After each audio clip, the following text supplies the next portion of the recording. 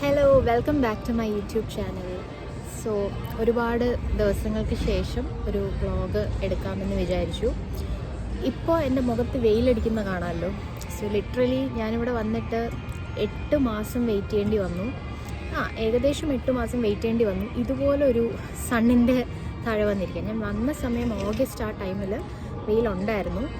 പക്ഷേ almost winter ആവുന്ന time ആയതുകൊണ്ട് തന്നെ ഒരുപാട് അതങ്ങ് എന്താ പറയുന്നത്, അത്ര എൻജോയ് ചെയ്യാനൊന്നും പറ്റിയില്ല. But now it is like the spring time and എല്ലായിടത്തും flowers, they are blooming, they are falling, like ഭയങ്കര രസമാണ് കാണാൻ. അപ്പം ഈ സമയത്ത് നമുക്ക് ആക്ച്വലി പുറത്തൊക്കെ ഇറങ്ങാനും ഈ പറയുന്ന പോലെ ഒരു വ്ളോഗൊക്കെ എടുക്കാനുള്ള ഒരു മൂഡുണ്ടാവും. ബിക്കോസ് നമ്മൾ കെട്ടിപ്പൊതിഞ്ഞൊന്നും അല്ലല്ലോ വരുന്നത്. ലൈക്ക് ഈവൻ ഞാനിത് ഇട്ടിരിക്കുന്നത് തന്നെ ഇതിൻ്റെ ആവശ്യമില്ല. പക്ഷേ ഒരു തണുത്ത കാറ്റുള്ളതുകൊണ്ട് പിന്നെ ഒരു ലുക്കിന് വേണ്ടിയിട്ടുമാണ് ഞാൻ ഈ സ്വെറ്ററൊക്കെ ഇട്ടിരിക്കുന്നത്. സത്യത്തിൽ ഇതിൻ്റെ ആവശ്യമില്ല. കുറച്ച് കഴിയുമ്പോൾ എനിക്ക് ചൂടെടുക്കും. പിന്നെ ഇത് നല്ല വെയിലടിക്കുന്നതുകൊണ്ടാണ് ഷെയ്ഡ്സ് വെച്ചിരിക്കുന്നത്. സോ ഐ തോട്ട് ഇന്ന് ഒരു ഡിഫറെൻ്റ് ആയിട്ടുള്ളൊരു വ്ളോഗായിട്ട് ഇതെടുക്കാമെന്ന് വിചാരിച്ചു. ഞാൻ ഇന്ന് പറയാൻ പോകുന്ന കാര്യമെന്ന് പറയുന്നത്, ലൈക്ക് യൂഷ്വലി വ്ളോഗിൽ എപ്പോഴും നമ്മൾ ഭയങ്കര നല്ല പോസിറ്റീവ് അല്ലെങ്കിൽ ഭയങ്കര ബ്യൂട്ടിഫുൾ എസ്തെറ്റിക് കാര്യങ്ങളൊക്കെ ആയിരിക്കും സംസാരിക്കുന്നത്. But today I wanted to talk something about the reality, and that's why I have given the title the unseen face of Canada. Yes, കാനഡയുടെ ഒരു റിയാലിറ്റി പിക്ചർ തരാമെന്ന രീതിക്കാണ് ഞാനിതെടുക്കാൻ പ്ലാൻ ചെയ്യുന്നത്.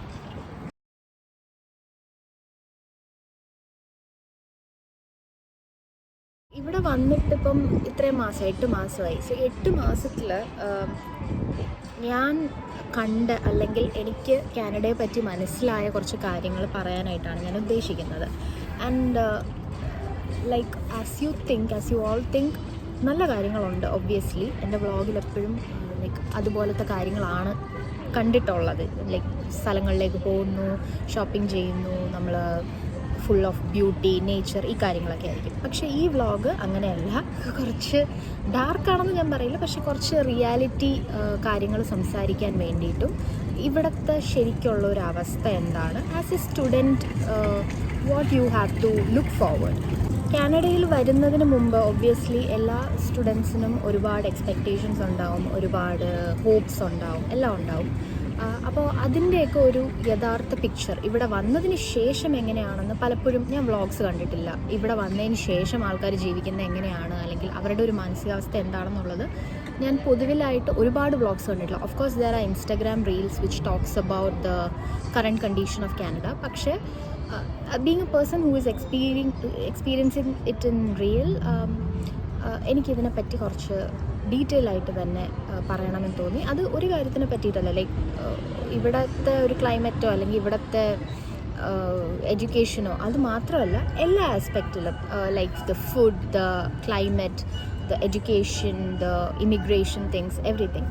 പക്ഷേ ഒരുപാട് ഫാക്ച്വലായിട്ടുള്ള ഭയങ്കര ഒരു ഡേറ്റ സ്റ്റാറ്റിസ്റ്റിക്സ് ഒക്കെ കാണിച്ചുകൊണ്ടുള്ള ഒരു വ്ളോഗൊന്നും അല്ല. ബിക്കോസ് അതിലേക്കൊക്കെ ആക്സസ് കിട്ടുക, ആൻഡ് മോസ്റ്റ് ഇമ്പോർട്ടൻ്റ്ലി എനിക്കിതൊക്കെ ബാധകമാണോ എന്ന് ചോദിച്ചാൽ അല്ല. Because I am just A student who is on A study permit. അപ്പം എനിക്കറിയാവുന്ന കാര്യങ്ങൾ, എനിക്ക് എക്സ്പീരിയൻസ് ചെയ്ത കാര്യങ്ങൾ, എനിക്ക് തോന്നിയ കാര്യങ്ങൾ പലതിനെ പറ്റിയിട്ടും, and overall my thinking about Canada as a place, as a foreign country, everything, as a place of education, എല്ലാം വെച്ചിട്ടായിരിക്കും ഈ വ്ളോഗ് സംസാരിക്കുന്നത്. So this is basically my introduction of this vlog. So ഇതൊരു ഹാപ്പി ഗോ ലക്കി വ്ളോഗാണെന്ന് തോന്നുന്നുണ്ടെങ്കിൽ please don't watch the rest, because I will be spitting out facts, I will be spitting out the truth about the current situation here in Canada. ഞാൻ എന്തിന് Canada choose ചെയ്തു? Okay, ഞാൻ നാട്ടിൽ ഒരു കോളേജിൽ guest ലെക്ചറായിട്ട് വർക്ക് ചെയ്യുമായിരുന്നു.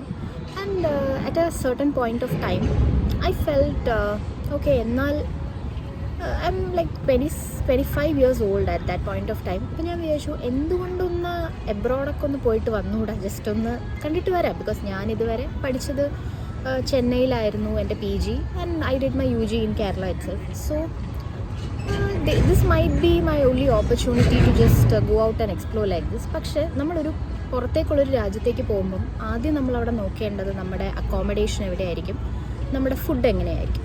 ഇത് രണ്ടുമില്ലാതെ നിങ്ങൾ ഒരു എബ്രോഡ് രാജ്യത്തേക്ക് പോവുകയാണ് and you are trying to start from scratch, it's going to be very difficult in the beginning. എനിക്ക് ആ ഒരു ഡിഫിക്കൾട്ടി ഏറ്റെടുക്കാനുള്ള ഒരു താല്പര്യമില്ലാതിരുന്നത് കൊണ്ട് I choose Canada because my aunty and my uncle lives here. എൻ്റെ അമ്മയുടെ സിസ്റ്ററും ഹസ്ബൻഡും കാനഡയിലെ ആബറ്റ്സ്ഫോർഡ് എന്ന് പറയുന്ന സ്ഥലത്താണ് താമസിക്കുന്നത്. സോ ഒബ്വിയസ്ലി എനിക്കിവിടെ വന്നു കഴിഞ്ഞാൽ അവരുടെ കൂടെ നിൽക്കാൻ പറ്റും എന്ന് അവരുടെ സൈഡിൽ നിന്നും ഒരു ഗ്രീൻ സിഗ്നൽ കിട്ടി. And my mom also allowed me. അതുകൊണ്ടാണ് കാനഡ ചൂസ് ചെയ്തത്. Simply because I had my relatives here. That's my answer. അല്ലാതെ പഠിക്കണം എന്നുള്ള ആഗ്രഹം കൊണ്ട്, because I already have A PG. So എനിക്കിനി പിന്നെയും വന്ന് PG എടുക്കാനായിട്ടുള്ള ഒരു അത്രയ്ക്ക് സ്റ്റുഡിയോസ് ഒന്നും അല്ല ഞാൻ. പക്ഷേ ഇവിടെ റിലേറ്റീവ്സ് ഉള്ളപ്പോഴത്തേക്കും and when you don't have to worry about your accommodation and food, then why not എന്നുള്ളൊരു തിങ്കിങ്ങിലാണ് കാനഡ ചൂസ് ചെയ്തത്. That is the first reason. I have my relatives here. The second reason is that since I don't have to pay for my accommodation and food, I can do part-time and save a lot of money. അപ്പോൾ എൻ്റെ ഒരു ധാരണ അതായിരുന്നു, എനിക്ക് part time ഇവിടെ ചെയ്യാം. ഇഷ്ടംപോലെ job opportunities ആണല്ലോ പാർട്ട് ടൈം സ്റ്റുഡൻസിനൊക്കെ ആയിട്ട്. And you can work you could work like 40 hours a week എന്നൊക്കെയായിരുന്നു പഴയ റൂള്. അങ്ങനെയൊക്കെ ആലോചിച്ചപ്പോൾ ശരിയാണ്, പൈസ നമ്മളിങ്ങനെ മറ്റേ മണി എന്നുള്ള രീതിയിൽ ഇഷ്ടം പോലെ പൈസ ഉണ്ടാക്കാം എന്നുള്ള ഒരു കോൺസെപ്റ്റും കൂടെ ഉദ്ദേശിച്ചിട്ടാണ് കാനഡ ചൂസ് ചെയ്തത്. ബിക്കോസ് എനിക്ക് എൻ്റെ PGക്ക് പഠിക്കാനായിട്ട് വരുമ്പോഴത്തേക്കും എനിക്ക് വേറെ എക്സ്ട്രാ ചിലവുകളൊന്നുമില്ല. അപ്പം സ്വാഭാവികമായിട്ടും എനിക്ക് പാർട്ട് ടൈം ചെയ്യുന്ന പൈസ ഒബ്വിയസ്ലി എനിക്കിങ്ങോട്ട് വരാനായിട്ടായ എക്സ്പെൻസസിലേക്ക് കൊടുക്കണം തിരിച്ച്. But at the same time എനിക്കായിട്ടും കൂടെ ഒരു നല്ലൊരു സേവിങ്സ് ഉണ്ടാക്കാം. പിന്നെ you get this kind of ഒരു എക്സ്പോഷർ എന്നുള്ളൊരു ഫാക്ടറും ഉണ്ട്. പാർട്ട് ടൈം ജോബായിരുന്നു എൻ്റെ രണ്ടാമത്തെ option. And these were the major 2 reasons. പക്ഷേ മൂന്നാമത്തെ റീസൺ എന്ന് പറയുന്നത് യു ഗെറ്റ് ദിസ് ലൈക്ക് ജേക്കബിൻ്റെ സ്വർഗരാജ്യ സിനിമയിലെ പോലെ 25 വയസ്സിന് മുമ്പ് ലോകം എക്സ്പ്ലോർ ചെയ്തില്ലെങ്കിൽ എന്തൊക്കെയോ പറ്റുമെന്നൊക്കെ പറയുന്ന പോലത്തെ ഡയലോഗൊക്കെ തലയ്ക്ക് പിടിച്ചിട്ട് ഇറ്റ്സ് ലൈക്ക് ഓക്കെ എന്നാൽ വൈ നോട്ട് കണ്ടിട്ട് വരാം.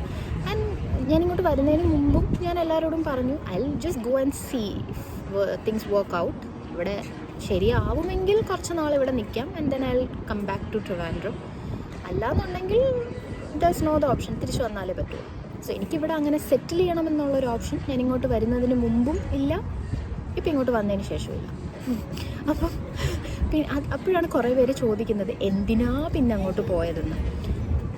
That's my answer. ഇത് രണ്ടുമാണ് എൻ്റെ റീസൺ. എന്തിനാ ഞാനിങ്ങോട്ട് വന്നതിൻ്റെ റീസൺ എന്നുള്ളത് ഞാൻ ഈ പറഞ്ഞ ഒന്ന് ഇവിടെ റിലേറ്റീവ്സ് ഉണ്ടെന്നുള്ള റീസണും, രണ്ടാമത്തെ കാര്യം ഇവിടെ പാർട്ട് ടൈം ചെയ്താൽ ഒരുപാട് എന്നെ സംബന്ധിച്ച് അതെനിക്കൊരു വലിയ സേവിങ്സ് ആയിട്ട് പറ്റും എന്ന് തോന്നിയത് കൊണ്ടാണ്. മാസങ്ങൾക്ക് മുമ്പ് തുടങ്ങിയൊരു വ്ളോഗിൻ്റെ കണ്ടിന്യൂഷനാണ് ഞാനിപ്പോൾ ചെയ്യാൻ പോകുന്നത്. സത്യം പറഞ്ഞാൽ അന്ന് വ്ളോഗ് എടുത്തതിന് ശേഷം ഞാൻ പിന്നീട് അതിനെപ്പറ്റി അത് കണ്ടിന്യൂ ചെയ്യാനായിട്ട് ഞാനായിട്ടൊരു എഫേർട്ടൊന്നും പിന്നെ എടുത്തില്ല. സത്യം പറഞ്ഞാൽ ഇപ്പോഴാണ് എനിക്ക് മനസ്സിലാവുന്നത് ഇവിടെ വന്നിട്ട് ആൾക്കാർ എന്തുകൊണ്ടാണ് ഇവിടുത്തെ കണ്ടീഷൻ പിന്നെ ഒരു വ്ളോഗായിട്ട് എടുക്കാത്തതെന്ന്. ബേസിക്കലി നമുക്ക് തോന്നില്ല എടുക്കാൻ, ഒന്നും ചെയ്യാൻ തോന്നില്ലാത്തൊരവസ്ഥയാണ്. അപ്പം ഞാൻ എവിടെ പറഞ്ഞ് നിർത്തിയോ ഞാൻ അവിടെ നിന്ന് കണ്ടിന്യൂ ചെയ്യാം. ഞാൻ കാനഡ ചൂസ് ചെയ്ത 2 റീസൺസ് ഞാൻ ഓൾറെഡി പറഞ്ഞു. അടുത്തത് ഞാനിവിടെ എടുത്ത പ്രോഗ്രാം MA ലീഡർഷിപ്പ്, അതായത് master of arts in leadership എന്ന് പറഞ്ഞ പ്രോഗ്രാമാണ്. എൻ്റെ സ്പെസിഫിക്കേഷൻ ബിസിനസ് സ്ട്രീമിലാണ്. അപ്പം ഞാൻ നാട്ടിൽ എഡ്യൂക്കേഷൻ സെക്ടറിലാണ് വർക്ക് ചെയ്തത്. പക്ഷേ ഇവിടെ ഞാൻ ബിസിനസ് എന്തിനെടുത്തു എന്ന് ഒരുപാട് പേര് ചോദിച്ചു. അത് ശരിക്കും പറഞ്ഞു കഴിഞ്ഞാൽ ഇപ്പം എഡ്യൂക്കേഷൻ നാട്ടിൽ ചെയ്തല്ലോ, അപ്പോൾ ഇനി എനിക്ക് സംതിങ് ഡിഫറെൻ്റ് ആയിട്ട് ചെയ്യണമെന്നുണ്ടായിരുന്നു. ഇവിടെ വന്ന് എഡ്യൂക്കേഷൻ എടുത്തു കഴിഞ്ഞാൽ അത് എത്രത്തോളം എനിക്കിവിടെ കണ്ടിന്യൂ ചെയ്യുന്നതിൽ ഹെൽപ്പ് ചെയ്യുന്നൊന്നും എനിക്ക് ആ സമയം അറിയില്ല. അപ്പോൾ ഞാൻ വിചാരിച്ചു ബിസിനസ് എടുക്കാം. ബിസിനസ് ആകുമ്പോൾ നമുക്കിപ്പോൾ ഏത് മേഖല നോക്കിയാലും ഇപ്പോൾ ബിസിനസ്സാണ്. ഈവൻ എഡ്യൂക്കേഷനിൽ തന്നെ എഡ്യൂക്കേഷൻ ഒരു ബിസിനസ്സായിട്ട് പോകുന്നൊരു രീതിയാണ് ഇപ്പോൾ നമ്മൾ കണ്ടുവരുന്നത്.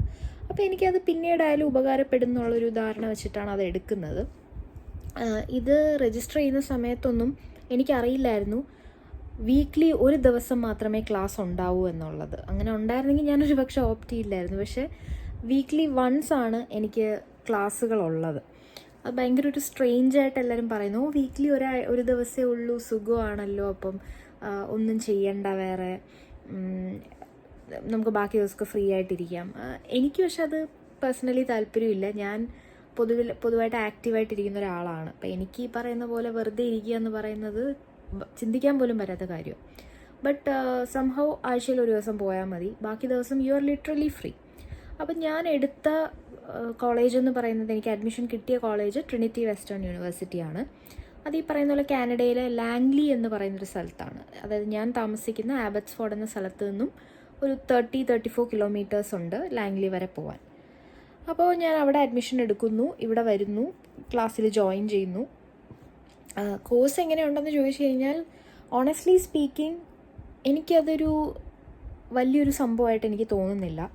കാരണം ഈ കോഴ്സ് ഞാൻ മനസ്സിലാക്കിയെടുത്തോളം PR കിട്ടാൻ വേണ്ടി മാത്രം ആൾക്കാരെ കൊണ്ട് എടുപ്പിക്കുന്നൊരു കോഴ്സായിട്ടാണ് എനിക്ക് ഫീൽ ചെയ്തത്. അപ്പം എന്നെപ്പോലെ പഠിക്കാൻ വേണ്ടി, അല്ലെങ്കിൽ ഓക്കെ ജസ്റ്റ് ഒരു യൂണിവേഴ്സിറ്റിയിൽ പോയി അങ്ങനൊരു എക്സ്പീരിയൻസ് നേടണം എന്നാഗ്രഹിക്കുന്ന ഒരാൾക്ക് ഈ പറയുന്ന കോഴ്സ് ഒരു തരത്തിലും ഹെൽപ്ഫുൾ അല്ല.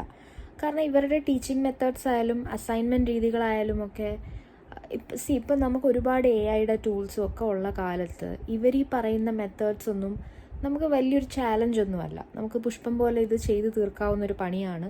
മോറോവർ എക്സാമിനേഷൻസ് ഇല്ല. അപ്പോൾ നമുക്കിതൊരു കേക്ക് വാക്ക് എന്നൊക്കെ പറയുന്ന പോലെ വളരെ സിമ്പിളായിട്ട് ചെയ്യാൻ പറ്റുന്നൊരു കോഴ്സായിപ്പോയി. സിമ്പിളിനേക്കാൾ ഉപരി ഇതിൽ നിന്നൊരു ബെനിഫിറ്റ് ഉണ്ടോ എന്ന് ചോദിച്ചാൽ PR നോക്കുന്നവർക്ക്, അല്ലെങ്കിൽ വർക്ക് പെർമിറ്റൊക്കെ എടുക്കാൻ നോക്കുന്നവർക്ക് ഒരു ഡിഗ്രി മസ്റ്റാണ്, കംപ്ലീറ്റ് ചെയ്തിരിക്കണം. അങ്ങനെയുള്ളവർക്ക് ഈ ഒരു കോഴ്സ് സൈഡിൽ കൂടെ അങ്ങ് നടന്നു പോകും. അല്ലാത്തവർക്ക് ഇത് ബെനിഫിഷ്യൽ ഒട്ടുമല്ല. അതുപോലെ തന്നെ നമ്മൾ ജോലിയുടെ കാര്യത്തിൽ ഇപ്പം പാർട്ട് ടൈം വർക്ക് ചെയ്യുന്നവർക്കാണെങ്കിൽ സത്യം പറഞ്ഞാൽ ഈ ഒരു കോഴ്സ് ഒരു ബ്ലെസ്സിങ് ആണ്. കാരണം ആഴ്ചയിൽ ഒരു ദിവസം പോയാൽ മതി, ബാക്കി ദിവസങ്ങൾ വർക്ക് ചെയ്യാൻ പോവാം, അങ്ങനെയൊക്കെ. പക്ഷെ എൻ്റെ കാര്യത്തിൽ ഈ പറയുന്ന വർക്ക് ഇതുവരെ ഒന്നും ആവാത്തത് കൊണ്ട് എനിക്ക് സത്യം പറഞ്ഞാൽ ഈ കോഴ്സിൽ ബെനിഫിഷ്യലായിട്ട് വല്ലതും ഉണ്ടോ എന്ന് ചോദിച്ചാൽ ഇല്ല. പിന്നെ ഓഫ് കോഴ്സ് നമുക്ക് ആ ഒരു ക്ലാസ് റൂം എക്സ്പീരിയൻസ് ഒക്കെ കിട്ടും. പക്ഷേ ഇതെനിക്ക് തോന്നുന്നു, ഞാൻ പണ്ടെപ്പോഴോ എൻ്റെ ഒരു റീലിൽ ഞാൻ ഷെയർ ചെയ്തിട്ടുണ്ട്. ഏതോ ഒരു എന്താ പറയുക, ഒരു ഇൻ്റർവ്യൂ സമയത്ത് എനിക്കൊന്ന് പൃഥ്വിരാജിൻ്റെ ഏതോ ഒരു റീലിൽ പറയുന്ന പോലെ പുറത്തൊക്കെ പോയി പഠിക്കുക എന്ന് പറയുന്നത് നല്ല എക്സ്പീരിയൻസ് ഒക്കെയാണ്. പക്ഷേ അവിടുത്തെ ഒരു ക്ലാസ് റൂം സെറ്റപ്പും കാര്യങ്ങളും ഒന്നും നമ്മൾ വിചാരിക്കുന്ന പോലെയല്ല. നമ്മുടെ അതേ പ്രായത്തിലുള്ളവരല്ല, പല ഏജിലുള്ളവരായിരിക്കും, പല രീതിയിലുള്ള പ്രൊഫസേഴ്സ് ആയിരിക്കും, ടീച്ചിങ് സ്റ്റൈല് ഡിഫറെൻ്റ് ആയിരിക്കും. ക്ലാസ് റൂമിലെന്നൊക്കെ പറയുന്നത് നമുക്കൊരു ഫ്രീഡം ഉണ്ട്, നമുക്ക് നാട്ടിൽ കിട്ടാത്ത ഒരു തരത്തിലുള്ള ഫ്രീഡം ഉണ്ട്. ഫോണൊക്കെ വന്നാൽ എടുത്തുകൊണ്ടങ്ങ് ഇറങ്ങുക, വെള്ളം കുടിക്കാൻ പെർമിഷൻ ചോദിക്കേണ്ട, ഒന്നിനും പെർമിഷനോ അങ്ങനെയൊന്നുമില്ല. അവർ പറയുന്നത് യു ആർ അഡൽട്ട്സ്, നിങ്ങൾക്ക് ഇഷ്ടമുള്ളത് നിങ്ങൾക്ക് ചെയ്യാം എന്നുള്ളൊരു അങ്ങനൊരു രീതിയാണ്. അപ്പം നമുക്ക് നമ്മുടെ ക്ലാസ്സിലെ മറ്റേ 4 ചുവരുകളിലെ ആ ഒരു ഫ്രണ്ട്ഷിപ്പും അതും ഇതും അങ്ങനെയൊന്നും ഇവിടെ ഇല്ല. ഇവിടെ വരുന്നവർ ബേസിക്കലി ഇവിടെ സെറ്റിലാവാൻ വരുന്നവരും, അപ്പോൾ അതിനെ ഫോക്കസ് ചെയ്ത് പോകുന്നവരും പൈസ ഉണ്ടാക്കുക എന്നൊക്കെ ഉള്ളതാണ്. അല്ലാതെ ഒരു ഫ്രണ്ട്ഷിപ്പ്, ക്ലാസ്മേറ്റ് അങ്ങനത്തെ ഒരു ഇത് എനിക്കിതുവരെ ഫീൽ ചെയ്തിട്ടില്ല. എനിക്കറിയില്ല വേറെ അങ്ങനെ ഫീൽ ചെയ്യുന്നവരുണ്ടോയെന്ന്, ഉണ്ടാവാം. സോ അതാണ് എൻ്റെ ഒരു കോഴ്സിൻ്റെ പ്രത്യേകത. പിന്നെ കുറേ പേര് എന്നോട് ചോദിക്കുന്നുണ്ട് ഈ കോഴ്സിന് നാട്ടിലെന്തെങ്കിലും വാലിഡിറ്റി ഉണ്ടാവുമെന്ന്. ഇപ്പോൾ ഇവിടെ നിന്ന് എന്ത് കോഴ്സ് എടുത്താലും, കാനഡയിൽ നിന്ന് MBA എടുത്താലും ലീഡർഷിപ്പ് എടുത്താലും, നാട്ടിൽ വരുമ്പോഴത്തേക്കും നാട്ടിൽ വന്നിട്ട് നമ്മളിപ്പോൾ കാനഡയിൽ നിന്ന് ഡിഗ്രി ഉണ്ടെന്ന് പറഞ്ഞിട്ട് കാര്യമില്ല. സെയിം വേ നമ്മൾ നാട്ടിൽ നിന്ന് എന്തൊക്കെ ഡിഗ്രി ഉണ്ടെന്ന് പറഞ്ഞാലും കാനഡയിൽ വന്ന് എനിക്ക് നാട്ടിൽ ഇതുണ്ടായിരുന്നു അതുണ്ടായിരുന്നു പറഞ്ഞിട്ട് ഒരു കാര്യമില്ല. അവർ എന്താ പറയുക, നാട്ടിലുള്ളതിനും കാനഡയുടേതായിട്ടുള്ള ഡിഗ്രീസും വേണം. അപ്പോൾ ഈ ഡിഗ്രിയും കൊണ്ട് നാട്ടിൽ വന്നു കഴിഞ്ഞാൽ ഓഫ് കോഴ്സ് നമുക്ക് പറയാം നമുക്കൊരു PG കൂടെ ഉണ്ട്, ഡബിൾ PG ഉണ്ടെന്നൊക്കെ പറയാം. പക്ഷേ അതർവൈസ് ഒരു ഐ ഡോണ്ട് തിങ്ക് എനിക്ക് അതൊരു യൂസ്ഫുള്ളായിട്ട് പറയാവുന്നൊരു ഫാക്ടറാണോ എന്ന് ചോദിച്ചാൽ അല്ല. ഓണസ്റ്റ്ലി പറയാനാണെങ്കിൽ അങ്ങനെയല്ല. അപ്പോൾ അതാണ് എൻ്റെ കോഴ്സിൻ്റെ കാര്യങ്ങളും ബാക്കി ഡീറ്റെയിൽസും ഒക്കെ. അതിലോട്ട് ഒരുപാട് ഡീറ്റെയിൽ ആയിട്ട് പറയുന്നില്ല. ബിക്കോസ് കോഴ്സിനെ മൊത്തത്തിൽ നോക്കുമ്പോഴത്തേക്കും എനിക്കതൊരു ഭയങ്കര ഒരു സംഭവമായിട്ടുള്ള ഒരു കോഴ്സ്. പുറത്ത് അബ്രോഡ് ഒരു യൂണിവേഴ്സിറ്റിയിൽ ഒരു ഡിഗ്രി എന്നുള്ള ഒരു മേ ബി നമ്മൾ പഠിച്ചു വന്ന, അല്ലെങ്കിൽ ഞാൻ പഠിച്ചു വന്ന ICSE സിലബസും അതുമൊക്കെ വെച്ച് നോക്കുമ്പോൾ എനിക്കിതൊരു വലിയ സംഭവമായിട്ട് എനിക്ക് തോന്നിയിട്ടില്ല. ആൻഡ് അബവ് ഓൾ ദാറ്റ് ഇപ്പം AI ഒക്കെ ടൂൾസ് ഒരുപാട് അവൈലബിൾ ആയിട്ടിരിക്കുന്ന ഈ കാലത്ത് ഇവർ പറയുന്ന അസൈൻമെൻറ്റ്സ് ചെയ്യുക എന്ന് പറയുന്നത് ഒരു വലിയൊരു പാടായിട്ട് എനിക്ക് തോന്നിയിട്ടില്ല. അതായിരുന്നു മെയിൻ കാര്യം. പിന്നെ നമുക്കൊരു പരിധി വരെ ലാംഗ്വേജ് ഉണ്ടെങ്കിൽ ഇവിടെ ഉള്ള പ്രൊഫസേഴ്സായിട്ടും നമുക്ക് ക്ലാസ്സിൽ പെർഫോം ചെയ്യാനാണെങ്കിലും ഈസി ആയിട്ട് പറ്റും. നമുക്ക് പ്രസൻറ്റേഷൻസ് ചെയ്യാനാണെങ്കിലും if you have the language you can definitely do A very good performance in class and everything. So അതൊരു എനിക്കതൊരു ചലഞ്ചിങ് ആയിട്ടുള്ള ഒരു കോഴ്സേ ആയിരുന്നില്ല ഇത്. പിന്നെ എൻ്റെ അടുത്ത് കുറച്ച് പേര് ചോദിച്ചത് ഹൗ ഇസ് കാനഡ എന്നുള്ളതാണ്. സോ ഇതാണ് ഈ വ്ളോഗിലെ ഏറ്റവും എനിക്ക് എല്ലാവരോടും എനിക്ക് പറയണമെന്ന് തോന്നിയൊരു കാര്യം. ഞാൻ കൊച്ചിയിലെ ഏറ്റവും കൂടുതൽ പേഴ്സണലി പോകണമെന്ന് ആഗ്രഹിച്ചൊരു സ്ഥലം കാനഡയാണ്. ഈ പറഞ്ഞ പോലെ എനിക്കിവിടെ ആൾക്കാരുള്ളത് കൊണ്ടാണ് ആ ഒരു ആഗ്രഹം വന്നത്. പക്ഷെ വന്നു കഴിഞ്ഞപ്പോൾ ഞാൻ എക്സ്പെക്റ്റ് ചെയ്ത ഒരു അറ്റ്മോസ്ഫിയറേ അല്ല ഇവിടെ. അതാണ് ഏറ്റവും ഫസ്റ്റ് ഞാൻ റിയലൈസ് ചെയ്തത്. ഞാൻ വിചാരിച്ചു നമ്മൾ സിനിമയിലൊക്കെ കാണുന്ന പോലെ ഒരു US-ലെ മറ്റേ ടൈം സ്ക്വയറൊക്കെ പോലത്തെ അങ്ങനെ ഫുൾ ടൈം ബഹളവും കാര്യങ്ങളും ഒക്കെ ആയിട്ടും എവിടെ നോക്കിയാലും ഷോപ്പുകൾ, എവിടെ നോക്കിയാലും മറ്റേ ആൾക്കാർ, അത് ഇത് ബഹളം, അല്ലെങ്കിൽ ഒരു അടിച്ചു പൊളിച്ച് നടക്കുന്ന ആ ഒരു അറ്റ്മോസ്ഫിയർ ആയിരിക്കും എന്നാണ് ഞാൻ പേഴ്സണലി കരുതിയത്. എന്തുകൊണ്ടോ ഞാൻ എത്തിപ്പെട്ട സ്ഥലം അങ്ങനെ ആയതുകൊണ്ടാണോ എന്നറിയില്ല. ഇനി ടൊറൻറ്റോയിലൊക്കെ എങ്ങനെയാണെന്ന് എനിക്കറിയില്ല. കാനഡ മൊത്തത്തിലൊരു എന്താ പറയുക, ഭയങ്കര ഒരു ഇൻഡസ്ട്രിയസ് ആയിട്ടുള്ള, ഭയങ്കര ജോലി അല്ലെങ്കിൽ അധ്വാനിച്ച് പൈസ ഉണ്ടാക്കുക, അങ്ങനത്തെയൊക്കെ ഒരു കൺട്രിയാണിത്. അതായത് ഇവിടെ നമ്മളിപ്പോൾ രാവിലെ സപ്പോസ് ഒരു 7 മണിക്ക് ഇറങ്ങി നമ്മൾ നടക്കുകയാണെന്ന് വിചാരിക്കുക, റോഡിലൊക്കെ നിറയെ വണ്ടികളും ഇതുമൊക്കെ കാണാം. ഇവരെല്ലാവരും ഓഫീസിൽ പോകുന്നവരാ അല്ലെങ്കിൽ ജോലി ചെയ്യാൻ പോകുന്നവരാ. ഉച്ച സമയത്തൊന്നും അധികം ആൾക്കാരെ അങ്ങനെ നമുക്ക് തേരാപ്പാര നടക്കുന്നതൊന്നും കാണാൻ പറ്റില്ല. They will be doing something. അതിപ്പോൾ റോഡ് ക്ലീൻ ചെയ്യുന്നവർ തൊട്ട് which ever people you look, എല്ലാവരും എന്തെങ്കിലും ഒരു ജോലിയിൽ ഇൻവെസ്റ്റഡ് ആയിരിക്കും. ഇവിടെ വെറുതെ ഇരിക്കുന്നവർ വളരെ കുറവാണ്. Because in Canada time is money. നമ്മൾ മണിക്കൂറിനാണ് ഇവിടെ പൈസ ചാർജ് ചെയ്യുന്നതും പൈസ വാങ്ങിക്കുന്നതും. എൻ്റെ കോളേജിൽ ഉൾപ്പെടെ എനിക്ക് 3 hours ലെക്ചേഴ്സ് മാത്രമേ ഉള്ളൂ. ഞാൻ നേരത്തെ പറഞ്ഞ പോലെ ആഴ്ചയിൽ ഒരു ദിവസം 3 മണിക്കൂർ മാത്രമേ ക്ലാസ് ഉള്ളൂ. ഈ 3 മണിക്കൂറിന് വേണ്ടിയിട്ടാണ് നമ്മുടെ ഒരു പരിധി വരെ ഒരു 1.5 ലക്ഷം രൂപയോ 2 ലക്ഷം രൂപയോ നമ്മൾ ഫീസ് കൊടുക്കുന്നത്. സോ ഇവിടെ മണിക്കൂറിനാണ് പൈസ. അപ്പോൾ ഈ പറയുന്ന പോലെ വളരെ ജോബ് ഓറിയൻറ്റഡ് ആയിട്ട് പോകുന്നൊരു കൺട്രിയാണ് കാനഡ. അപ്പോൾ നമ്മൾ വിചാരിക്കുന്ന പോലെ ഒരു അടിച്ചുപൊളി ജീവിതം അല്ലെങ്കിൽ ഭയങ്കര വൈബുള്ള ഒരു ഏരിയ ആണ്, അങ്ങനെയൊന്നുമല്ല. എസ്പെഷ്യലി ഞാൻ താമസിക്കുന്ന ആബറ്റ്സ്ഫോർഡ് എന്ന് പറയുന്ന സ്ഥലം വളരെ ക്വയറ്റായിട്ടും കുറേ സെറ്റിൽമെൻറ്റ്സ് ഒക്കെ ഉള്ള വീടുകളൊക്കെ ഉള്ള, എന്നാൽ കുറച്ച് കുഞ്ഞു ഷോപ്പുകളും മോളൊക്കെ ഉണ്ട് അടുത്ത്. ബട്ട് അതൊരു നമ്മൾ വിചാരിക്കുന്ന രീതിയിലൊന്നും അല്ല ആ മോളും കാര്യങ്ങളും ഒക്കെ. ആ മോളെന്ന് പറയുന്ന ആക്ച്വലി ഒരു ഏരിയയിൽ കുറേ കടകളൊക്കെ ഉണ്ട്. അപ്പം നമ്മൾ നോക്കിക്കഴിഞ്ഞാൽ ഇവിടെ നിറയെ ആൾക്കാർ വന്ന് മറ്റേ തിരക്ക് അങ്ങനെയൊന്നുമല്ല. എല്ലാ ഷോപ്പിലും 1-2 പേരൊക്കെ കാണുള്ളൂ. അതും ബ്രാൻഡഡ് ഷോപ്പുകളാണ് കൂടുതലും ഉള്ളത്. ഇവിടെ എല്ലാം ഈ പറയുന്ന പോലെ ഒരു ബ്രാൻഡഡ് എന്നുള്ള രീതിയിലാണ് ഇവിടെ എല്ലാം കാണുന്നത്. അല്ലാതെ ഈ ലോക്കൽ ഐറ്റംസ് അങ്ങനത്തെ കാര്യങ്ങളൊന്നുമില്ല. അപ്പം ഹൗസ് കാനഡ എന്ന് ചോദിക്കുന്നവരടുത്ത് എനിക്ക് പറയാനുള്ളത്, Canada is not what you think. Okay, പുറമേന്ന് എനിക്കറിയില്ല നാട്ടിലെ ഞാൻ ഏജൻസി ത്രൂ അല്ല വന്നത്. സോ എനിക്കറിയില്ല നാട്ടിലെ ഏജൻസികൾ കാനഡയെ പറ്റി എന്ത് പിക്ചറാണ് തരുന്നതെന്ന് എനിക്ക് അറിയില്ല. പക്ഷേ ഇവിടെ വന്ന ബാക്കി എൻ്റെ എല്ലാ ഫ്രണ്ട്സിനോടും ഞാൻ അന്വേഷിച്ചറിഞ്ഞത് വെച്ചിട്ട് അവരാരും എക്സ്പെക്റ്റ് ചെയ്തൊരു അറ്റ്മോസ്ഫിയറും അവരാരും എക്സ്പെക്റ്റ് ചെയ്ത ഒരു കണ്ടീഷൻ, ഒരു എൻവയോൺമെൻ്റ് അല്ല കാനഡയിൽ. ഒരു പരിധിവരെ എനിക്ക് അത് വലിയ പ്രശ്നമല്ലാത്തത് ഞാൻ ഇവിടെ നിൽക്കുന്നത് കൊണ്ടാവാം. പക്ഷേ പൊതുവായിട്ടൊരു ധാരണയുണ്ട് ഇവിടെ വന്നു കഴിഞ്ഞാൽ ലൈഫ് സെറ്റിലാവുമെന്നുള്ളത്. അങ്ങനൊരു ധാരണയുണ്ടെങ്കിൽ അത് തെറ്റാണെന്ന് എനിക്ക് പറയാൻ പറ്റൂ. ഇവിടെ വന്ന് ലൈഫ് സെറ്റിലാവണമെങ്കിൽ minimum you will have to struggle for 4 to 5 years. അതിനുള്ളിൽ നിങ്ങളൊരു ജോബ് കിട്ടി ഒരു PR-ലൊക്കെ പോയി ഒന്ന് സെറ്റിലായി കഴിഞ്ഞാൽ then you can say that കാനഡയിൽ വന്ന് രക്ഷപ്പെട്ടു. അല്ലെങ്കിൽ അതൊരു സ്ട്രഗ്ലിംഗ് ഫേസ് തന്നെയാണ്. ഇവിടെ വന്ന ഉടനെ കോഴ്സ് എടുത്ത് പാർട്ട് ടൈം ചെയ്യുന്നവർക്കൊന്നും അങ്ങനെ ഇവിടെ സെറ്റിലായി ലൈഫ് സെറ്റാക്കാൻ പറ്റില്ല എന്നുള്ളതാണ് ഇതിൻ്റെ യഥാർത്ഥ പിക്ചർ. സോ നാട്ടിലെ ഏജൻസികളും ആൾക്കാരും എന്താ പറയുന്നതെന്ന് എനിക്കറിയില്ല. ബട്ട് ഡെഫിനറ്റ്ലി ഞാൻ പറയുന്നു, നിങ്ങൾ വിചാരിക്കുന്ന അത്ര ഈസി അല്ല കാനഡ. കാനഡയുടെ ഒരു യഥാർത്ഥ പിക്ചർ പറയുമ്പോൾ മസ്റ്റായിട്ട് ഞാൻ പറഞ്ഞു പോകേണ്ട ഒരു കാര്യമാണ് ഇവിടുത്തെ പ്രൈസ്, അതായത് സാധനങ്ങളുടെ വില. നമുക്ക് ഇപ്പം നാട്ടിൽ നമ്മൾ പാല് വാങ്ങിക്കാൻ പോയാലും അല്ലെങ്കിൽ നമ്മളൊരു പച്ചക്കറി വാങ്ങിക്കാൻ പോയാലും ഇപ്പം മീൻ, മുട്ട, ചിക്കൻ, അങ്ങനെ എന്ത് സാധനം വാങ്ങിക്കാൻ പോയാലും നമുക്കറിയാം എത്ര പൈസയാണ് കൂടുതൽ പൈസ, how much is more, how much is less എന്നുള്ളത് നമുക്ക് വ്യക്തമായിട്ട് അറിയാം.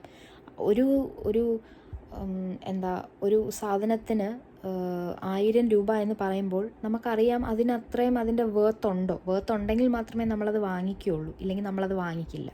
ഇപ്പോൾ പാലിന് ചിലപ്പോൾ 20-22 രൂപയായിരിക്കും ഒരു പാക്കറ്റ് പാലിന് നമ്മൾ അവിടെ കൊടുക്കുന്നത്. ഇവിടെയൊക്കെ പാലിന്, അതായത് ഒരു കാർട്ടണിലാണ് കിട്ടുക, ഒരു വലിയൊരു കാർട്ടണിൽ ഡെഫിനറ്റ്ലി നമ്മൾ നാട്ടിൽ കിട്ടുന്നതിനേക്കാളും കൂടുതൽ ക്വാണ്ടിറ്റി ഉണ്ടാവും. പക്ഷേ ആ ഒരു കാർട്ടൺ പാലിന് ഇവിടെ $7.50 ചാർജ് ചെയ്യുന്നത്. $7.50 എന്ന് പറയുമ്പോൾ ഡോളറാണ്, പൈസയല്ല, റുപ്പീസ് അല്ല. അപ്പോൾ $7.50 നമ്മൾ നാട്ടിലോട്ട് കൺവേർട്ട് ചെയ്ത് കഴിഞ്ഞാൽ നമുക്ക് മനസ്സിലാവും ഏകദേശം 500 രൂപ അടുപ്പിച്ച് 1 ലിറ്റർ പാലിന് അവർ ചാർജ് ചെയ്യുന്നുണ്ട്. അപ്പോൾ എല്ലാവരും പറയുന്നൊരു കാര്യമാണ്, കാനഡയിൽ വന്നു കഴിഞ്ഞാൽ പിന്നെ ഇവിടുത്തെ രീതി ഫോളോ ചെയ്യണം, എന്തിനാണ് കൺവേർട്ട് ചെയ്യാൻ പോകുന്നത്. ഇൻ്റർനാഷണൽ സ്റ്റുഡൻറ്റ് എന്ന നിലയിലും മറ്റുള്ള ഇൻ്റർനാഷണൽ സ്റ്റുഡൻസിനെ ഞാൻ കണ്ടിട്ടുള്ളത് വെച്ചിട്ടും പറയുന്നു, ഇവിടെ കൺവേർട്ട് ചെയ്യാതെ ജീവിക്കാൻ പറ്റില്ല. നമ്മൾ ഇവിടുത്തെ ഒരു പ്രൈസ് റേഞ്ച് അനുസരിച്ച് ജീവിക്കാൻ പോയി കഴിഞ്ഞാൽ നമ്മുടെ പോക്കറ്റ് പെട്ടെന്ന് കാലിയായിപ്പോവും. കാരണം സാധനങ്ങളുടെ വില അത്രയ്ക്കാണ്. നമ്മൾ വിചാരിക്കുമ്പോൾ $10, $9, $6.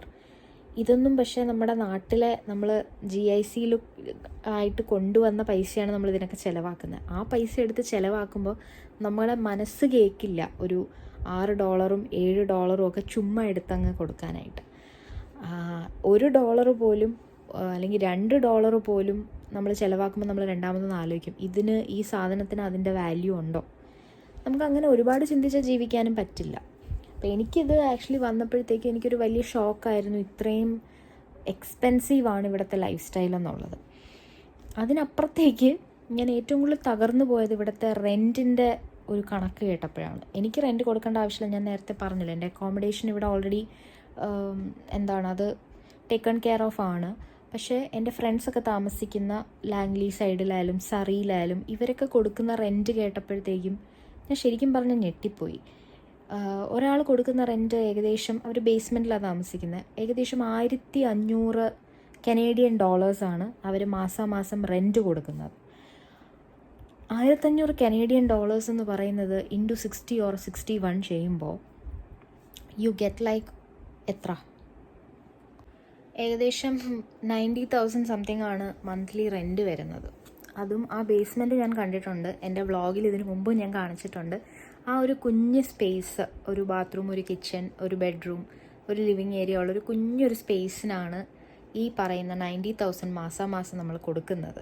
ഇവിടെ അത് $1500 ഉള്ളൂ. പക്ഷേ ഇന്ത്യൻ മണിയിലേക്ക് ഒബ്വിയസ്ലി നമ്മളുടെ പൈസ ആയതുകൊണ്ട് തന്നെ നമ്മൾ കൺവേർട്ട് ചെയ്ത് പോകും. നമുക്കൊന്നും ചെയ്യാൻ പറ്റില്ല.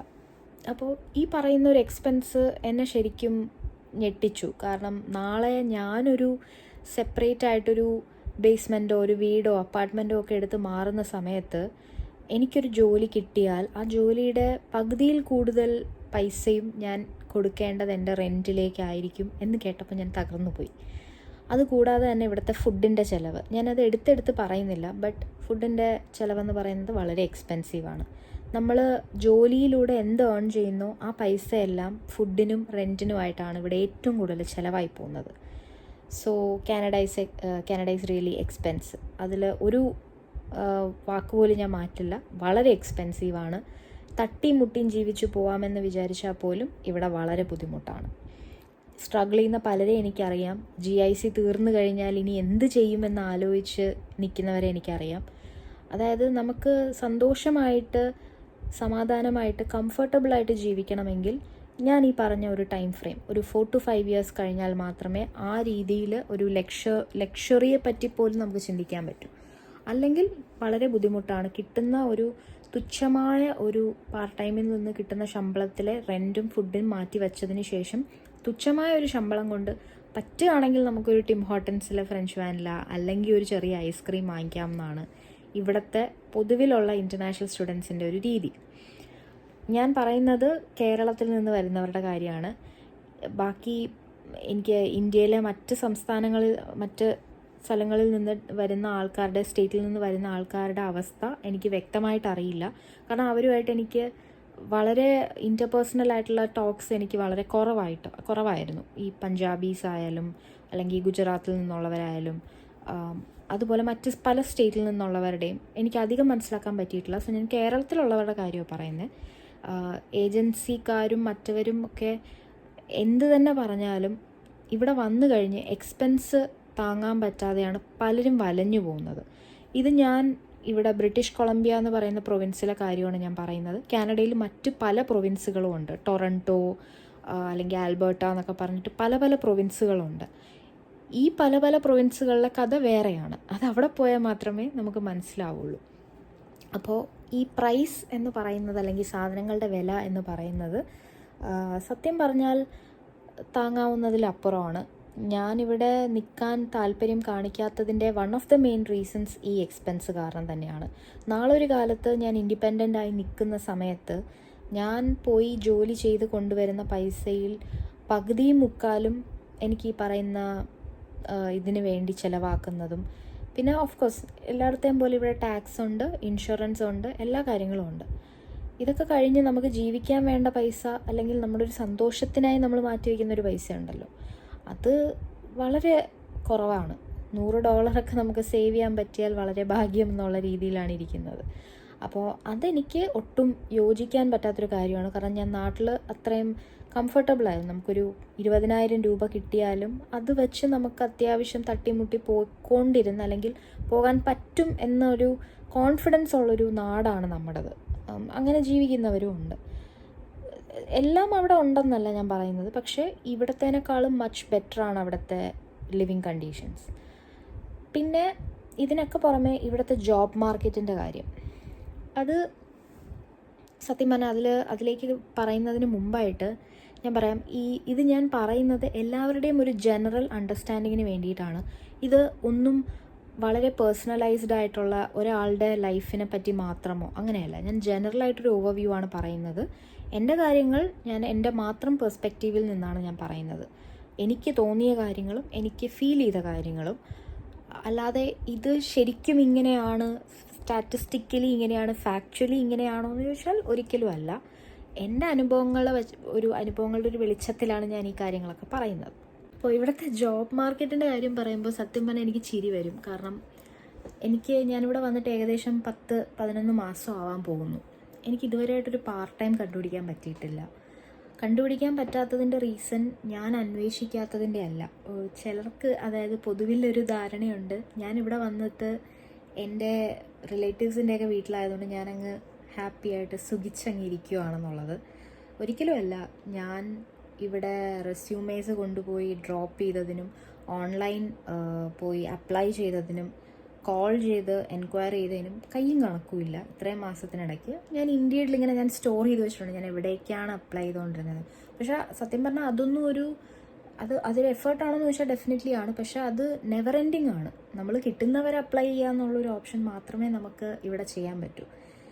ഞാൻ അതിൻ്റെ ഒരു എക്സാമ്പിൾ കാണിച്ചു തരാം. ഞാനൊരു കടയിൽ ചെന്ന് ഞാൻ ഇത്രയും നാൾ ഞാൻ ചെയ്തതിൻ്റെ ഒരു എക്സാമ്പിളാണ് ഞാൻ കാണിക്കുന്നത്. ഇത് മാത്രമല്ല ഞാൻ ചെയ്തത്, ഇതുപോലെ ഒരുപാട് തവണ ചെയ്തിട്ടുണ്ട്. പക്ഷെ അതിൻ്റെയൊക്കെ ഒരു റെപ്രസെൻറ്റേഷൻ പോലെ ഞാൻ ഒരു വീഡിയോ കാണിച്ചു തരാം. എന്താണ് ഇവിടുത്തെ ഉള്ളവർ, നമ്മളൊരു പാർട്ട് ടൈം എൻക്വയറി ആയിട്ട് പോകുമ്പോൾ ഇവിടെ ഉള്ളവർ പൊതുവിൽ പറയുന്ന ഒരു റിപ്ലൈ എന്താണെന്ന് ഞാൻ കാണിച്ചു തരാം. Are you currently hiring? No. Okay.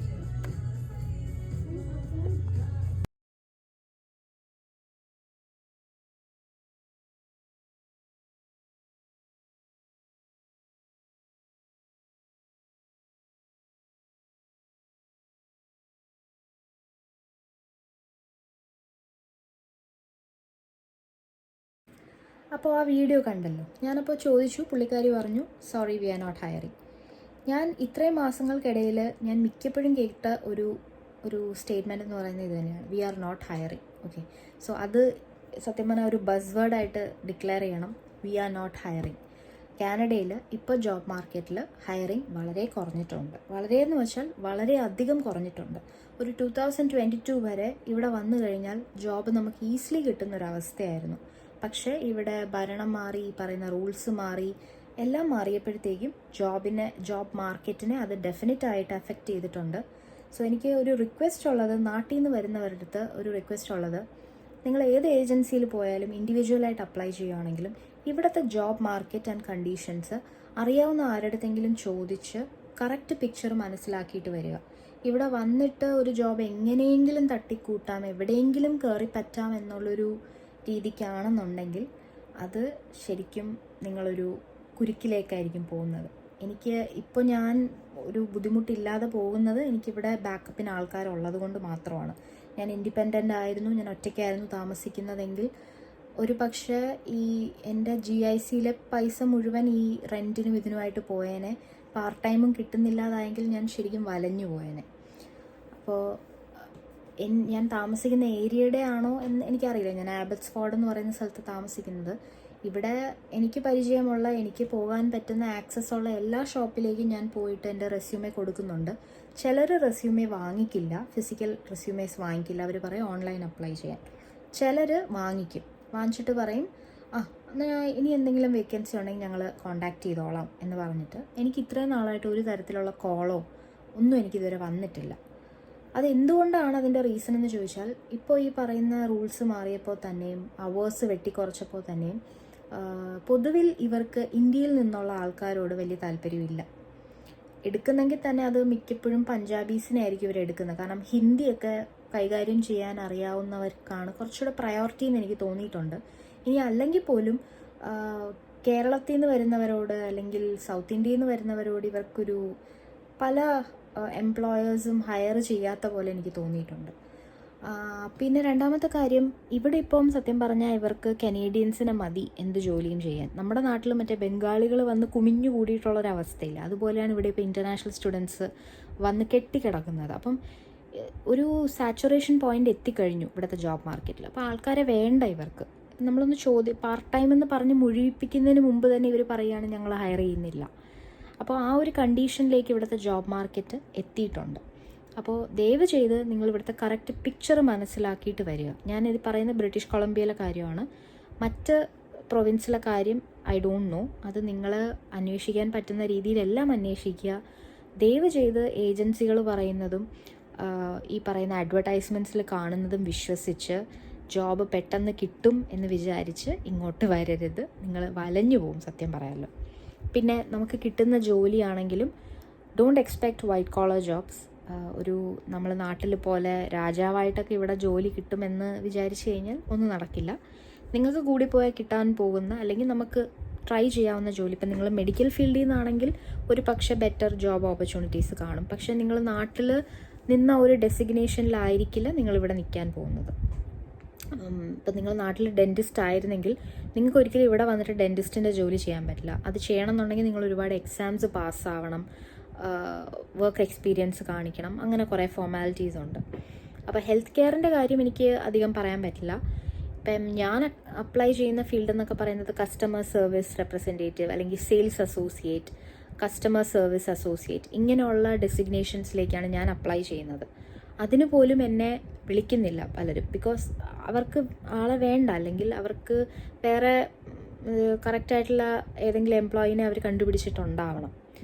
അപ്പോൾ അതൊക്കെ കൊണ്ട് നമുക്ക് കിട്ടുന്ന ജോലി എന്ന് പറയുന്നത് ഇങ്ങനത്തെ കാര്യം. ഈ കസ്റ്റമർ സർവീസ് അല്ലെങ്കിൽ സെയിൽസ് അസോസിയേറ്റ് എന്നൊക്കെ പറയുന്നത് ഇങ്ങനെയൊക്കെ പേരുകളുണ്ടെങ്കിലും ഇപ്പോൾ മെക്ഡൊണാൾഡ്സിൻ്റെ കൗണ്ടറിൽ നിൽക്കുക അല്ലെങ്കിൽ കിച്ചണിൽ കുക്കായിട്ട് നിൽക്കുക എന്നൊക്കെ പറയുന്ന ജോലികളാണ്. നമുക്ക് നാട്ടിലാണ് ഇതൊക്കെ കേൾക്കുമ്പോൾ അയ്യേ ഈ ജോലിയാണ്. ഒരിക്കലും അല്ല. ഇവിടെ എല്ലാ ജോലിക്കും അതിൻ്റേതായിട്ടുള്ള മാന്യതയുണ്ട്, എല്ലാ ജോലിക്കും അതിൻ്റേതായിട്ടുള്ള റെസ്പെക്റ്റ് ഉണ്ട്. ഒരു വേറെ തന്നെ ഒരു പെർസ്പെക്റ്റീവാണ് ഇവിടെ ഉള്ള ജോബിനൊക്കെ. അപ്പം ഇതാണ് ഇവിടുത്തെ ഈ ഒരു ജോബിൻ്റെ ഒരു അവസ്ഥ എന്ന് പറയുന്നത്. ഇത് എത്ര പേർക്ക് നാട്ടിലുള്ളവർക്ക് മനസ്സിലാകും എന്നെനിക്ക് അറിഞ്ഞുകൂടാ. പക്ഷേ ബുദ്ധിമുട്ടാണ് കിട്ടാൻ. ഇനി കിട്ടിയ ആൾക്കാരുടെ അവസ്ഥ പറയാനാണെങ്കിൽ അത് ഒരു വേറെ തന്നെ സ്റ്റോറിയാണ്. ഇപ്പോൾ എൻ്റെ ഫ്രണ്ട്സൊക്കെ, എൻ്റെ കൂടെയുള്ള ഫ്രണ്ട്സ്, അവർ ഇവിടെയല്ല താമസിക്കുന്നത്, കുറച്ച് ദൂരെയാണ്. അവർക്കൊക്കെ ജോലി കിട്ടിയിട്ടുണ്ട്.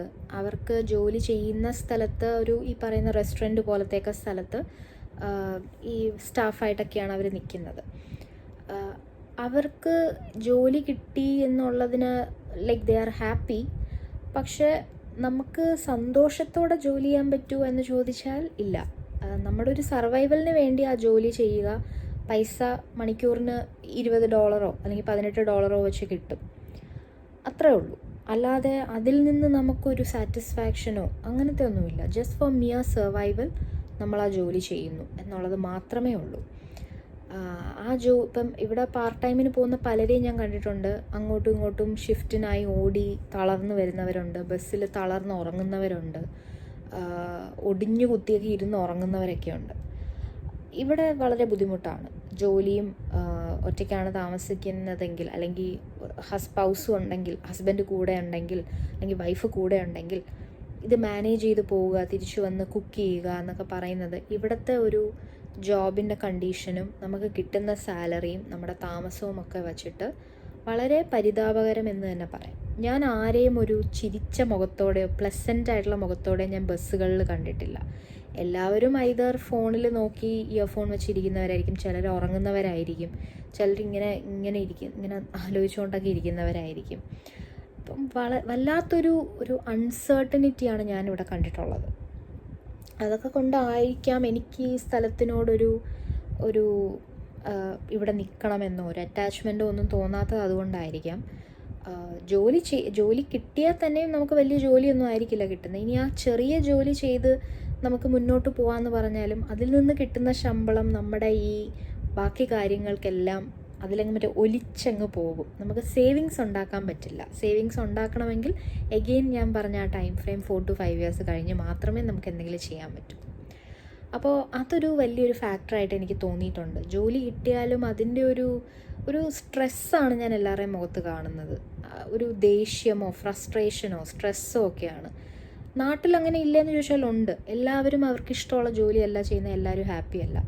പക്ഷേ നമുക്കൊന്നുമില്ലെങ്കിലും നമ്മുടെ വീട്, ആൾക്കാർ, നമുക്കറിയാവുന്നവർ, പരിചയമുള്ളവരെന്നൊക്കെ പറഞ്ഞിട്ട് നമുക്ക് ഒരു ഫാമിലി ഉണ്ട് അവിടെ, അല്ലെങ്കിൽ ഒരു സപ്പോർട്ട് സിസ്റ്റം ഉണ്ട് അവിടെ. ഇവിടെ ഒരു സപ്പോർട്ട് സിസ്റ്റവും ഇല്ലാതെയാണ് ആൾക്കാർ കഷ്ടപ്പെട്ടാണ് ഈ പറയുന്ന കാര്യങ്ങൾ ചെയ്യുന്നത്. അതപ്പോൾ എനിക്കൊരു വല്ലാത്തൊരു ഡിപ്രസ്സിങ് ഫാക്ടറായിട്ട് എനിക്ക് തോന്നിയിട്ടുണ്ട്. പല റീൽസിലും നമ്മൾ ഇൻസ്റ്റയിൽ കാണുന്നുണ്ട് ഇവിടുത്തെ യഥാർത്ഥ സിറ്റുവേഷൻ. സോ നാട്ടിൽ നിന്ന് നമ്മൾ പറഞ്ഞു വിടുന്ന ഒരു വളരെ ഐ ക്യാൻഡി ആയിട്ടുള്ള, വളരെ സ്വീറ്റ് ആൻഡ് വളരെ ലക്ഷൂറിയസ് സ്റ്റൈലിഷ് ലൈഫൊന്നും അല്ല ഇവിടെ. സത്യം പറഞ്ഞാൽ എനിക്ക് ബസ്സിൽ കയറുമ്പോൾ കുറേ നമ്മുടെ നാട്ടിൽ ബംഗാളികളൊക്കെ വന്ന് നിൽക്കില്ലേ, ആ ഒരു രീതിയിലാണ് എനിക്ക് തോന്നുന്നത്. നമ്മുടെ നാട്ടിൽ നിന്നായാലും നമ്മുടെ ഇന്ത്യയിൽ നിന്ന് വരുന്ന ആൾക്കാരൊക്കെ ഇവിടെ ആ ഒരു രീതിയിൽ നിൽക്കുന്ന കാണുമ്പോൾ എനിക്ക് ആ ഒരു ഫീലാണ് വരുന്നത്. നമ്മൾ ശരിക്കും ബംഗാളികളെ പോലെ ഇവിടെ വന്ന് കിടന്ന് പണിയെടുക്കുന്ന ഒരു അവസ്ഥ. പണിയെടുക്കുന്നത് നല്ലതാണ്, ഒബ്വിയസ്ലി നമുക്ക് പൈസ കിട്ടും, മണിക്കൂറിന് ഇത്ര $1 വെച്ച് കിട്ടും, അതെല്ലാം ശരിയാണ്. പക്ഷെ പലരും മറന്നു പോകുന്നൊരു കാര്യം, മണിക്കൂറിന് $20 വെച്ച് കിട്ടി. നമുക്കൊരു ദിവസം സ്റ്റുഡൻസിന് വർക്ക് ചെയ്യാവുന്ന അവേഴ്സ് 24 hours a വീക്കാണ്. നമുക്ക് മണിക്കൂറിന് ഒരു 4 മണിക്കൂർ അല്ലെങ്കിൽ ഒരു 3 മണിക്കൂർ ഒരു ദിവസം നമ്മൾ വർക്ക് ചെയ്യുവാണെങ്കിൽ മണിക്കൂറിന് $20 വെച്ച് കിട്ടുകയാണെന്ന് വിചാരിച്ചോ. മാക്സിമം $20 കിട്ടുള്ളൂ. ഇത്രയും നമുക്ക് കിട്ടുമ്പോൾ തന്നെ ഒരു $600 നമ്മൾ മണിക്കൂറിൽ ഉണ്ടാക്കുകയാണെന്ന് വിചാരിക്കുക. ഓരോ മണിക്കൂറിൽ $20 വെച്ചിട്ട് 20 + 20 40 50 60 ഓക്കെ, $60 നമ്മൾ ഉണ്ടാക്കുകയാണെന്ന് വിചാരിക്കുക മണിക്കൂറിന്. അപ്പോഴത്തേക്കും 60. അപ്പോഴത്തേക്കും ഈ $60 എന്ന് പറയുന്നത് നാട്ടിലേക്ക് നമ്മൾ കൺവേർട്ട് ചെയ്യുമ്പോഴാണ് അതിന് നമുക്ക് എത്രയാക്കാൻ പറ്റുന്നത്, 33,600 രൂപയോ അങ്ങനെയൊക്കെ ആയിട്ട് നമ്മൾ കൺവേർട്ടായി പോകുന്നത് നാട്ടിലേക്ക് അയക്കുമ്പോഴാണ്. ഇന്ത്യൻ മണിയിലാണ് അത് ഡബിൾ ആവുന്നത്. പക്ഷേ ഇവിടെ അത് സ്റ്റിൽ $60 തന്നെയാണ്. ഒരു കിലോ ചിക്കന് $60 ആണെങ്കിൽ ആ $60 അതിലേക്ക് തന്നെ പോകും. അപ്പോൾ ഇവിടെ ജീവിക്കുന്നവർക്ക് $60 എന്ന് പറയുന്നത് അത് അവർക്ക് ഏൺ ചെയ്ത് കിട്ടുന്നത് ഒരു നാട്ടിലെ പോലൊരു വലിയ എമൗണ്ട് ഒന്നും അല്ല. ഇവിടെ $60 നമ്മളത് കൺവേർട്ട് ചെയ്യുമ്പോഴാണ്, നാട്ടിലേക്ക് അയക്കുമ്പോഴാണ് അത് ഇത്രയും വലിയൊരു എമൗണ്ടായി മാറുന്നത്. അങ്ങനെ നാട്ടിലേക്ക് അയക്കാനുള്ള ഒരു സേവിങ്സ് ഇപ്പോൾ ഇവിടുത്തെ ഒരു ജോബ് കണ്ടീഷനിൽ നിന്ന് കിട്ടാൻ വളരെ ബുദ്ധിമുട്ടാണ്. അത് കിട്ടുന്നവരുണ്ട്, നന്നായിട്ട് ഹാർഡ് വർക്ക് ചെയ്ത് ഭയങ്കര ഫ്ലറിഷ്ഡായിട്ട് പോകുന്നവരുണ്ട്. പക്ഷെ ഞാൻ കാണുന്ന കണ്ടീഷൻസിൻ്റെ ബേസിസിലാണ് ഞാൻ പറഞ്ഞത്. പിന്നെ one of the interesting things ഇവിടുത്തെ ക്ലൈമറ്റാണ്. സത്യം പറഞ്ഞാൽ ഒരു സൈക്കോ ക്ലൈമറ്റാണ് ഇവിടെ. ഞാൻ വന്ന സമയത്ത് ഫാളിൻ്റെ അവസാനമായിരുന്നു, അതുകൊണ്ട് തന്നെ ഭയങ്കര ഒരു വെയിലിൻ്റെ ഒരു അവസാനത്തെ ഒരു ഇതൊക്കെയായിരുന്നു. പക്ഷേ അതിനുശേഷം വിൻ്റർ അങ്ങോട്ട് തുടങ്ങിയപ്പോഴത്തേക്കും എനിക്ക് മനസ്സിലായൊരു കാര്യം, നമ്മൾ വർഷത്തിൻ്റെ ഒരു പകുതിയിൽ കൂടുതൽ സമയവും ജാക്കറ്റിനകത്തോ അല്ലെങ്കിൽ ഏതെങ്കിലും ഒരു ഗൗണിനകത്തോ വല്ലതും ആയിരിക്കും. ഗൗൺ മീൻസ് വീട്ടിൽ ഇടുന്ന ഒരു ജാക്കറ്റോ അങ്ങനത്തെ ക്ലോക്കിനകത്ത് വല്ലതും ആയിരിക്കും നമ്മൾ ജീവിക്കുന്നത്. എന്ന് വെച്ചാൽ അത്ര തണുപ്പാണ് നമുക്ക്. എന്ന് വെച്ചാൽ നമ്മളെ അൺകംഫർട്ടബിൾ ആക്കുന്ന രീതിയിൽ അത്രയ്ക്ക് ഫ്രീസ് ചെയ്യിപ്പിക്കുന്ന തരത്തിലുള്ളൊരു തണുപ്പാണ്.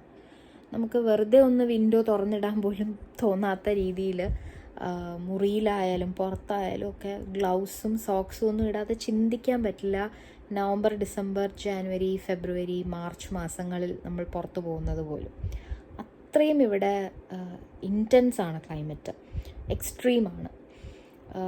അപ്പോൾ ഈ ക്ലൈമറ്റിൽ തന്നെയാണ് പലർക്കും ഈ പറയുന്ന മുടി കൊഴിച്ചിലും ഫേസിൽ ഈ പിമ്പിൾസ് വരുന്ന പ്രോബ്ലവും ഒരുപാട് ക്ലൈമറ്റിൻ്റെ പ്രശ്നങ്ങളുണ്ടാവാറുണ്ട്.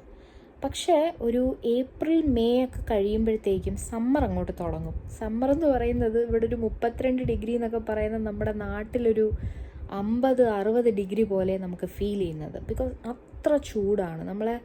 നമുക്കങ്ങ് വലഞ്ഞു പോകുന്ന രീതിയിലുള്ളൊരു ചൂട് ക്ലൈമറ്റാണ് പിന്നെ വരുന്നത്. ഇപ്പം തന്നെ ഞാനിവിടെ വിൻഡോ തുറന്നിട്ടിട്ടാണ് ഞാൻ രാത്രി കിടന്നുറങ്ങുന്നത്. ഇപ്പോൾ ഇവിടെ ജൂലൈ ആയതുകൊണ്ട് തന്നെ നല്ല ചൂടാണ്. സോ ഇപ്പോൾ ആക്ച്വലി നമുക്ക് ജാക്കറ്റൊന്നും ഇടേണ്ട ആവശ്യമില്ല, നമുക്ക് നോർമലി ഡ്രസ്സ് ചെയ്തൊക്കെ പോവാം. It's actually okayish climate. അപ്പം ഇവിടുത്തെ ഏറ്റവും വലിയ രസം ഇവിടുത്തെ ഈ പറയുന്ന സൺലൈറ്റിൻ്റെ ഒരു പ്രസൻസ് ആണ്. വിൻ്റർ ആകുമ്പോഴത്തേക്കും ഉച്ചയാകുമ്പോൾ തന്നെ ഇരുട്ടുന്ന ഒരു പ്രതീതിയും, സമ്മർ ആകുമ്പോഴത്തേക്കും രാത്രി 9 മണി വരെ ഒരു 4 മണിയുടെ ഒരു പ്രതീതിയുമാണ് ഇവിടെ നമുക്ക് കിട്ടുന്നത്. സോ ഈ ക്ലൈമാറ്റിക് കണ്ടീഷൻസിനോട് എനിക്ക് വലിയ ഇൻട്രസ്റ്റ് ഇല്ല. ബിക്കോസ് എനിക്ക് ഇത്രയും നാൾ ജീവിച്ച് വന്നതിൽ രാവിലെ രാത്രി എന്നൊക്കെ പറഞ്ഞ് നമുക്ക് മൈൻഡിലൊരു കാര്യമുണ്ടല്ലോ, ഇത് രാവിലെ, ഇത് രാത്രി, ഇത് ഉച്ച, ഇത് വൈകുന്നേരം. ഇവിടെ അങ്ങനെ നമുക്ക് പറയാൻ പറ്റില്ല. രാവിലെ ഉണ്ട്, പക്ഷെ അതിനുശേഷം പിന്നെ വിൻ്റർ ആണെങ്കിൽ ഇറ്റ് ഇസ് ലൈക്ക് 1 മണിക്ക് ശേഷം അല്ലെങ്കിൽ 2 മണിക്ക് ശേഷം അങ്ങ് രാത്രി ആകുകയാണ്. ഒരു 10 മണിയുടെ ലുക്കാണ്, പിന്നെ മൊത്തം ഇരുട്ട്. അതിനുശേഷം സമ്മർ തുടങ്ങുമ്പോഴത്തേക്കും 9 മണി 9:30 ആയാലും സൂര്യൻ അസ്തമിക്കില്ല, ആ ഒരവസ്ഥ. അപ്പം നമ്മൾ വേറെ ഏതോ ഒരു യൂണിവേഴ്സിൽ ജീവിക്കുന്ന ഒരു ഫീല് പോലെയാണ് തോന്നുന്നത്. സോ ക്ലൈമറ്റിനോട് എനിക്ക് അത്ര ഇതില്ല. പിന്നെ ഇവിടുത്തെ ഡ്രസ്സിങ് പൊതുവേ ഞാൻ പറഞ്ഞല്ലോ, വിൻ്ററിൽ എപ്പോഴും ജാക്കറ്റിനകത്തായിരിക്കും. അപ്പോൾ നമ്മൾ എത്ര നല്ല ഡ്രസ്സ് കൊണ്ടുപോയാലും ഈ ജാക്കറ്റിനകത്ത് തന്നെ നമ്മൾ ജീവിക്കേണ്ട ഒരു അവസ്ഥയാണ്.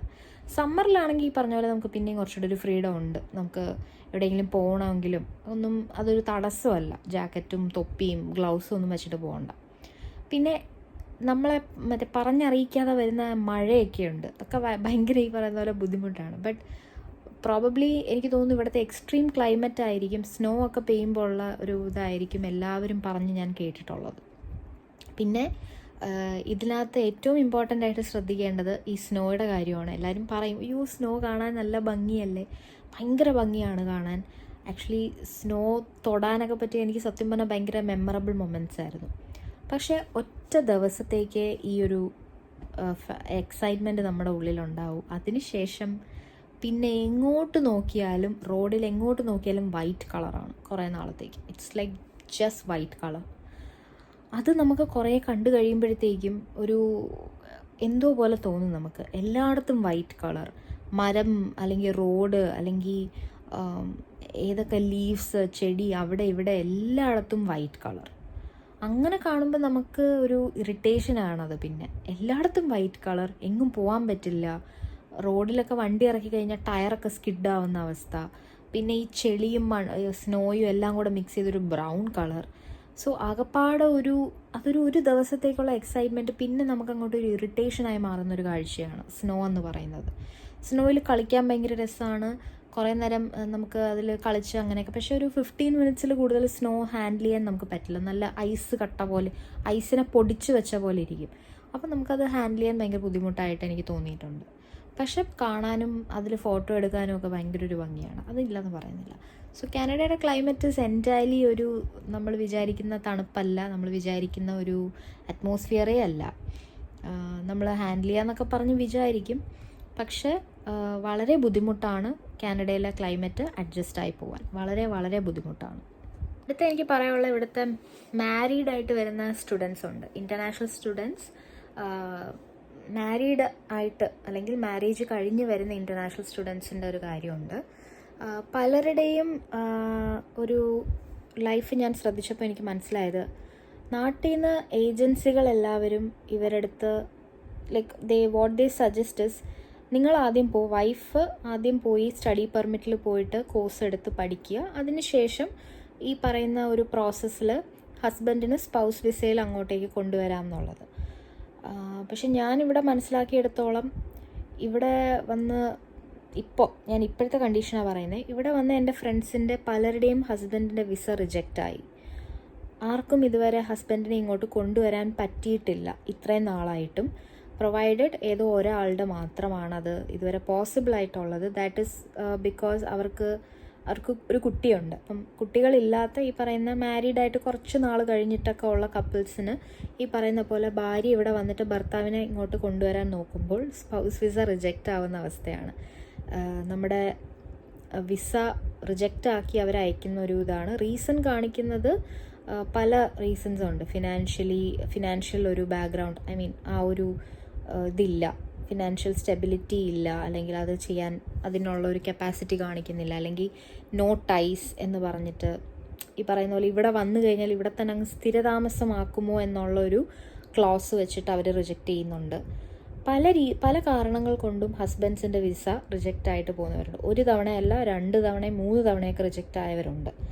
അപ്പോൾ എനിക്ക് ഈ പറയുന്ന ഏജൻസികൾ എന്താണ് ഇതിൻ്റെ പിന്നിൽ അവരുദ്ദേശിക്കുന്നത് എനിക്ക് മനസ്സിലാവുന്നില്ല. ബിക്കോസ് സ്റ്റുഡൻസിനെ അയക്കാൻ വളരെയധികം ശുഷ്കാന്തി കാണിച്ചിട്ട് പിന്നീട് അവരുടെ ഹസ്ബൻഡ്സിനെ കൊണ്ടുപോകുന്ന കാര്യം ഇവരോട് പറയുമ്പോൾ അവരത്ര ഇൻട്രസ്റ്റഡ് ആയിട്ട് കാണുന്നില്ല എന്നാണ് പൊതുവിലുള്ള ഒരു അഭിപ്രായം. അതായത് അതിലേക്ക് പിന്നെ അവരുടെ എഫേർട്സ് കൂടുതലായിട്ട് വന്നിട്ടില്ല.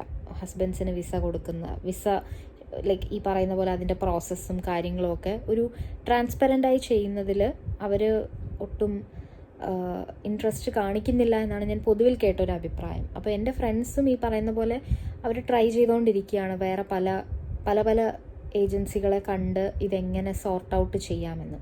അപ്പോൾ ഓരോ തവണ റിജക്റ്റ് ആകുമ്പോഴും അവിടെ പൈസ നഷ്ടം വരുന്നുണ്ട്, സമയം നഷ്ടം വരുന്നുണ്ട്, ഒരുപാട് ഫോർമാലിറ്റീസ് ഇതിനിടയ്ക്കുണ്ട്. എനിക്ക് സത്യം പറഞ്ഞാൽ എനിക്ക് ആ ഫോർമാലിറ്റീസ് അത്രയും ഡീറ്റെയിൽ ആയിട്ട് എനിക്ക് പറയാൻ അറിയില്ല. ബിക്കോസ് ഇവിടെ ഇപ്പോൾ വർക്ക് പെർമിറ്റ് കിട്ടുന്നെങ്കിൽ തന്നെ അത് ഒരു സർട്ടൻ സെക്ഷൻ ഓഫ് ആൾക്കാർക്ക് മാത്രമേ വർക്ക് പെർമിറ്റ് കിട്ടുകയുള്ളൂ. കനേഡിയൻ റൂൾസ് പ്രകാരം ഏതൊക്കെയോ ലെവലിലുള്ള ആൾക്കാർക്ക് മാത്രമേ അവർ വർക്ക് പെർമിറ്റ് ഇഷ്യൂ ചെയ്യുന്നുള്ളൂ. അങ്ങനെ അല്ലാത്തവർ ഇപ്പോൾ ഈ പറയുന്ന റെസ്റ്റോറൻറ്റിൽ പോലെയൊക്കെ വർക്ക് ചെയ്യുന്നവർക്കൊന്നും പെട്ടെന്ന് വർക്ക് പെർമിറ്റ് കിട്ടില്ല. അപ്പോൾ അവരതിനനുസരിച്ച് അടുത്ത PR-ൻ്റെ പാത്വേയിലേക്ക് ചെയ്യേണ്ട കാര്യങ്ങളുണ്ട്, ചെയ്യേണ്ടിയിരുന്ന കാര്യങ്ങളൊക്കെ ഉണ്ട്. അപ്പോൾ ഇതൊക്കെ there is whole lot of formalities, whole lot of complexities that you have to follow in order to get PR. Okay, നമുക്ക് ഇത്രയും പൈസ ഇൻവെസ്റ്റ് ചെയ്തു, നമുക്ക് വേറെ ഓപ്ഷൻ ഇല്ലെന്നാണെങ്കിൽ ഇതെല്ലാം ചെയ്താലേ പറ്റുള്ളൂ. And there is no guarantee that ഇപ്പം ഹസ്ബൻഡിനെ കൊണ്ടുവരാൻ പറ്റും. നമുക്ക് ട്രൈ ചെയ്തുകൊണ്ടിരിക്കാവുന്നേ ഉള്ളൂ. ബട്ട് കൊണ്ടുവരാൻ പറ്റുമോ ഇല്ലയോ, ഇതിനൊന്നിനും ഒരു ഗ്യാരണ്ടി ഇല്ലാത്തൊരവസ്ഥയാണ്. നോട്ട് ദാറ്റ് എല്ലാവർക്കും ഇത് സംഭവിക്കുന്നു, but majority of the people are facing this problem. So it's better if you enquire more into this matter. ഏത് ഏജൻസി വഴിയാണെങ്കിലും അല്ലെങ്കിൽ എന്ത് രീതിയിൽ നിങ്ങൾ അപ്ലൈ ചെയ്താലും നിങ്ങൾക്ക് ഇവിടെ വന്നു കഴിഞ്ഞാൽ നിങ്ങളുടെ പാർട്ട്ണറിനെ കൊണ്ടുവരാനുള്ള ഒരു പ്രൊവിഷൻ ഉണ്ടോ, അത് റിജക്ഷന് ചാൻസസ് ഉണ്ടോ എന്നൊക്കെ ഉള്ളത് കുറച്ചുകൂടെ ഒന്ന് അന്വേഷിച്ചിട്ട് കൊണ്ടുവരുന്നതായിരിക്കും, അല്ലെങ്കിൽ നിങ്ങൾ തന്നെ വരുന്നതായിരിക്കും അതിൻ്റെ ഒരു ശരിയായ രീതി. എനിക്ക് ഈ പറയുന്ന പോലെ ഞാൻ മാരീഡ് അല്ലാത്തതുകൊണ്ട് ഈ വക പ്രശ്നങ്ങളൊന്നും ഉണ്ടായിട്ടില്ല ഇതുവരെ. പക്ഷേ ഞാൻ മാരീഡ് ആയിട്ടുള്ള ഒരുപാട് പേര് സ്ട്രഗിൾ ചെയ്യുന്നത് ഞാൻ കാണുന്നുണ്ട്. സോ അതൊരു ഭയങ്കര ഒരു അൺഫെയർ ആയിട്ടുള്ളൊരു കാര്യമായിട്ട് എനിക്ക് തോന്നിയിട്ടുണ്ട്. ബിക്കോസ് അവർ എക്സ്പെക്റ്റ് ചെയ്ത പോലെയല്ല അവരിവിടെ വന്നിട്ട് ലൈഫ് ലീഡ് ചെയ്യുന്നത്. ഭയങ്കര ഒരു ഡിപ്രസ്സിങ് ആയിട്ടുള്ളൊരു കാഴ്ചയായിട്ടാണ് എനിക്ക് തോന്നിയിട്ടുള്ളത്. So that's about the PR and the whole lot of immigration, married couples thing, everything. പിന്നെ പലരും പറയാൻ വിട്ടുപോകുന്നൊരു കാര്യമാണ്, Canada is a second largest country if I am not wrong. ഇവിടുത്തെ ഡിസ്റ്റൻസ് എന്ന് പറയുന്നത് വളരെയധികം കൂടുതലാണ്. ഒരു സ്ഥലത്ത് നിന്ന് മറ്റൊരു സ്ഥലത്തേക്ക്, നമ്മുടെ ഇപ്പം ട്രിവാൻഡ്രത്താണെങ്കിൽ നമ്മൾ തമ്പാനൂരിൽ നിന്ന് കിഴക്കേക്കോട്ട പോകുന്ന പോലെ നമുക്ക് സുഖമായിട്ട് അങ്ങനെ പോകാൻ പറ്റില്ല. ഇവിടെ ഒരു സ്ഥലത്ത് നിന്ന് മറ്റൊരു സ്ഥലത്തേക്ക് പോകാനായിട്ട് വളരെയധികം ദൂരമുണ്ട്. അപ്പോൾ എൻ്റെ അടുത്ത് മിക്കവരും ചോദിച്ചിട്ടുണ്ട്, വെറുതെ ഇരിക്കുകയാണെങ്കിൽ വെറുതെ ഇറങ്ങി നടക്കാനൊക്കെ പൊക്കൂടെ, അല്ലെങ്കിൽ അടുത്തുള്ള ഏതെങ്കിലും ഷോപ്പിലോ സ്ഥലത്തോ ഒക്കെ പൊക്കൂടെ, വിച്ച് ഐ എം ഡൂയിങ്. ഞാനത് ചെയ്യുന്നുണ്ട്. പക്ഷേ ഓൺ എ ഡെയിലി ബേസിസ് അങ്ങനെ ചെയ്യാൻ പറ്റുമെന്ന് ചോദിച്ചാൽ പറ്റില്ല. കാരണം ഒന്നാമത്തെ കാര്യം, ഞാനങ്ങനെ ഒറ്റയ്ക്ക് പോകാൻ ഇഷ്ടപ്പെടുന്ന ഒരാളല്ല എവിടെയും. കമ്പനിയൊക്കെ ഉണ്ടെങ്കിലേ ഉള്ളൂ. പക്ഷേ എൻ്റെ ഫ്രണ്ട്സ് താമസിക്കുന്നത് ലാംഗ്ലി എന്ന് പറയുന്ന സ്ഥലത്താണ്, എൻ്റെ കോളേജിൻ്റെയൊക്കെ ആ ഏരിയയിലും. ഞാൻ ആബട്ട്സ്ഫോർഡിലുമാണ്. ആബട്ട്സ്ഫോർഡിൽ നിന്ന് എനിക്ക് ബസ് കയറി ലാംഗ്ലി വരെ പോകണമെങ്കിൽ ഏകദേശം 2 മണിക്കൂറോളം എടുക്കും അവിടം വരെ പോകാൻ. വിച്ച് ഇസ് ലൈക്ക് ഉള്ളി 34 കിലോമീറ്റേഴ്സ്. പക്ഷേ 2 മണിക്കൂർ എടുക്കും ബസ്സിൽ അങ്ങ് വരെ പോകാൻ. ഇനി ഞാനൊരു ഊബർ എടുത്ത് പോവുകയാണെങ്കിൽ തന്നെയും എത്തും. ബട്ട് ഊബർ ഇറ്റ്സ് ലൈക്ക് 33 അല്ലെങ്കിൽ 35 or $40 ഒക്കെയാണ് ഊബറിനാവുന്നത്. $40 ഇസ് ലൈക്ക് 2400 രൂപ ഒരു 30 കിലോമീറ്റർ വരെ പോയിട്ട് വരാനായിട്ട്, അങ്ങോട്ട് മാത്രം. ഇങ്ങോട്ട് തിരിച്ച് സെയിം. സോ ഒരു ദിവസം എനിക്ക് $80 ഒക്കെ ആയിരിക്കും എൻ്റെ ഒരു എക്സ്പെൻസ് എന്ന് പറയുന്നത്. അപ്പോൾ എന്നെ സംബന്ധിച്ച് അത് ഓക്കെ, നമ്മൾ അങ്ങനെ നോക്കിയാൽ ജീവിക്കാൻ പറ്റില്ല എന്നുള്ളൊരു രീതിയിൽ പോവുകയാണെങ്കിൽ ഓക്കെ, അത് സ്പെൻഡ് ചെയ്യുന്നേ കുഴപ്പമില്ല. പക്ഷേ നമുക്കതൊരു ലക്ഷറി ആയിട്ട് തോന്നും അങ്ങനെ ഉള്ളപ്പോൾ. അപ്പോൾ ഈ പറയുന്ന ഡിസ്റ്റൻസ് എനിക്ക് പലപ്പോഴും ഒരു നെഗറ്റീവ് ആസ്പെക്റ്റായിട്ട് ഫീൽ ചെയ്തിട്ടുണ്ട് കാനഡയുടെ. നിങ്ങൾ വിചാരിക്കുന്ന പോലെ കാനഡയിൽ അവരും കാനഡയിലാണ്, എൻ്റെ മറ്റേ ഫ്രണ്ടിൻ്റെ ചേച്ചിയും കാനഡയിലാണ്, നിങ്ങൾക്കിടയ്ക്ക് മീറ്റ് ചെയ്യാമല്ലോ എന്ന് പറഞ്ഞു കഴിഞ്ഞാൽ അങ്ങനെ പറ്റില്ല ഇവിടെ. ബിക്കോസ് കാനഡയിൽ തന്നെ ഞാൻ നേരത്തെ പറഞ്ഞല്ലോ, പല പ്രൊവിൻസുകളുണ്ട്. ഇപ്പം നിങ്ങളുടെ ഒരു റിലേറ്റീവ് ടൊറൻറ്റോയിലും ഞാൻ ബ്രിട്ടീഷ് കൊളംബിയയിലും ആണെങ്കിൽ, ബ്രിട്ടീഷ് കൊളംബിയയിൽ നിന്ന് ടൊറൻറ്റോയിലേക്ക് 4 മണിക്കൂർ ഫ്ലൈറ്റാണ്. അതായത് നമ്മുടെ ഡൽഹി പോലെ, ലൈക്ക് ട്രിവാൻഡ്രം ഡൽഹി പോലെയൊക്കെയാണ്. നമുക്കങ്ങനെ പെട്ടെന്ന് പോയി കാണാനൊന്നും പറ്റില്ല. നമുക്ക് അതിനനുസരിച്ച് പ്ലെയിൻ ടിക്കറ്റ് ആവും, അതൊക്കെ എടുത്ത് പോകാൻ മാത്രമേ പറ്റുള്ളൂ. അപ്പോൾ it's not easy to meet someone who is in Canada, provided that they live in your same province nearby location. ഇനിയിപ്പോൾ BC തന്നെ താമസിക്കുന്ന ഒരാളാണെങ്കിൽ തന്നെയും BCയിൽ പല സ്ഥലങ്ങളുണ്ട്. അപ്പോൾ എൻ്റെ ഫ്രണ്ട്സിൻ്റെ തന്നെ സ്ഥലത്തേക്ക് പോകാൻ എനിക്ക് 2 മണിക്കൂറാവുന്നുണ്ട്. ഇപ്പം സറി എന്നൊക്കെ പറയുന്ന ഒരു സ്ഥലത്തേക്കൊക്കെ ആണെങ്കിൽ ഈ പറയുന്ന പോലെ 2-2.5 മണിക്കൂർ. കാറിൽ പോലും ഏകദേശം 1.5-2 hours എടുക്കും കാറിൽ തന്നെ സറിയിൽ പോകാൻ. So the distance is too much. നമ്മൾ വിചാരിക്കുന്ന പോലെ എത്തിപ്പെടാൻ പറ്റുന്ന ഒരു ദൂരമല്ല ഒരു സ്ഥലത്തും. കാറുണ്ടെങ്കിൽ നല്ലതാണ്, ബട്ട് കാറ് എടുക്കുമ്പോൾ കാറിൻ്റെ കൂട്ടത്തിൽ വരുന്ന കുറച്ച് കാറിൻ്റെ ഇൻഷുറൻസും ടാക്സും അങ്ങനത്തെ കാര്യങ്ങളെല്ലാം വരും. സോ എന്ത് തൊട്ടാലും പൈസയാണ് ഇവിടെ. അപ്പോൾ അങ്ങനെ ഉള്ളപ്പോഴത്തേക്കും എനിക്ക് ഡിസ്റ്റൻസ് ഒരു നെഗറ്റീവ് ആസ്പെക്റ്റായിട്ട് തോന്നിയിട്ടുണ്ട്. നമുക്ക് തോന്നുന്ന പോലെ അങ്ങനെ എല്ലായിടത്തും അങ്ങനെ പോകാനൊന്നും പറ്റില്ല. പിന്നെ ഇവിടെ ഒബ്വിയസ്ലി മോളും ഷോപ്പുകളും ഒക്കെ ഉണ്ട്, അതൊക്കെ അടുത്തടുത്താണ്. ബട്ട് ദ പ്രോബ്ലം ഇസ്, എനിക്ക് ഞാൻ അങ്ങനെ പോയി ശീലിച്ച ഒരാളായതുകൊണ്ട് ഞാൻ ചിലപ്പോൾ അങ്ങനെയൊക്കെ ഒരു വിസിറ്റ് നടത്താറുണ്ട് മോളിലും ചില റെസ്റ്റോറൻറ്റ്സിലും ഒക്കെ പോയിട്ട് ചുമ്മാ ഇങ്ങനെ കഴിക്കാനും ഇതിനുമൊക്കെ.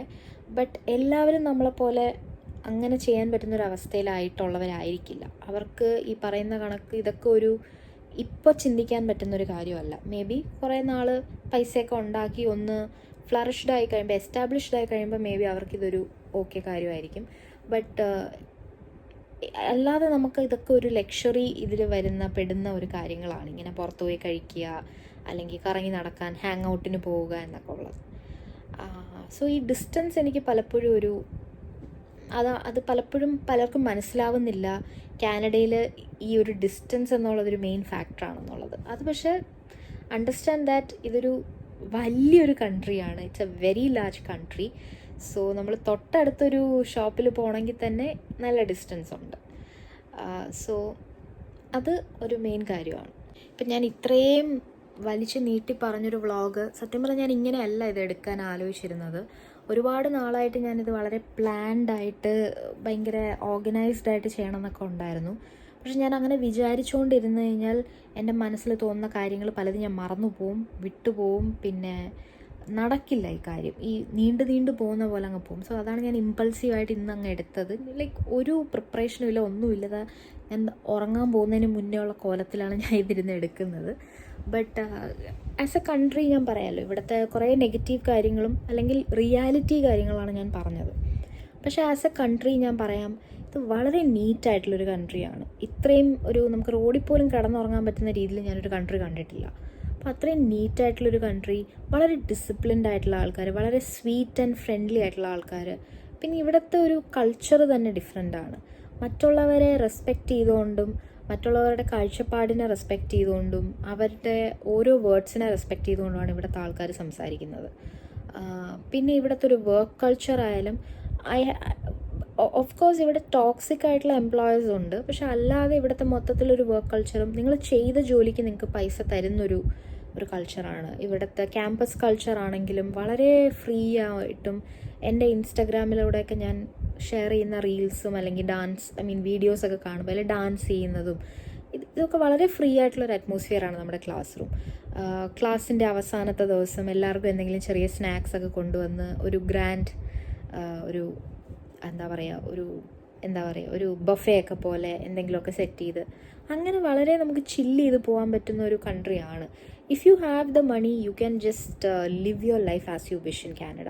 പക്ഷേ ഇവിടെ മണി എന്ന് പറയുന്നത് ഒരു ഹ്യൂജ് ഫാക്ടറാണ്. പൈസ ഇല്ലെങ്കിൽ കാനഡയിൽ നിങ്ങൾ ശരിക്കും ബുദ്ധിമുട്ടും എന്ന് തന്നെ എനിക്ക് പറയണം. അത് ഇവിടെ വന്ന് പെട്ടെന്ന് അങ്ങനെ ഉണ്ടാക്കിയെടുക്കാൻ പറ്റുന്നതോ പെട്ടെന്ന് എവിടെയെങ്കിലും കയറി പറ്റി മറ്റേ പൈസ ഇങ്ങനെ വാരിക്കൂട്ടാൻ പറ്റുന്ന ഒരു സിസ്റ്റം അല്ല കാനഡയിൽ. ഒരുപാട് വർഷത്തെ ഹാർഡ് വർക്ക് കൊണ്ട് മാത്രമേ നിങ്ങൾ എവിടെയെങ്കിലും ഒരു ചെറിയ സ്ഥലത്തേക്ക് എത്തി പറ്റുള്ളൂ അല്ലെങ്കിൽ കയറി പറ്റുള്ളൂ. അതിനുശേഷം അവിടെ നിന്ന് നിങ്ങൾ നിങ്ങളുടെ ഒരു 50-60 വയസ്സാവുമ്പോഴത്തേക്കും you can call yourself yes I'm finally I can lead a luxurious life എന്നുള്ളത് നിങ്ങൾക്ക് അപ്പോഴേ പറ്റുള്ളൂ. എല്ലാവരും അങ്ങനെയാണെന്ന് വെച്ചാൽ എനിക്ക് ഇവിടെ ഉള്ളവരുടെ ലൈഫ് സ്റ്റോറീസും ഇവിടെ വന്ന സ്റ്റുഡൻസിൻ്റെ പല കാര്യങ്ങളും കേട്ടിട്ടുള്ളതാണ് ഞാൻ പറഞ്ഞത്. ഉടനെ ഒരു റിസൾട്ട് കാനഡയിൽ നിന്ന് കിട്ടില്ല. ഒരുപാട് വർഷങ്ങൾ കഴിഞ്ഞിട്ടേ നിങ്ങൾ എക്സ്പെക്റ്റ് ചെയ്യുന്ന ഒരു റിസൾട്ട് നിങ്ങൾക്ക് കിട്ടുകയുള്ളൂ.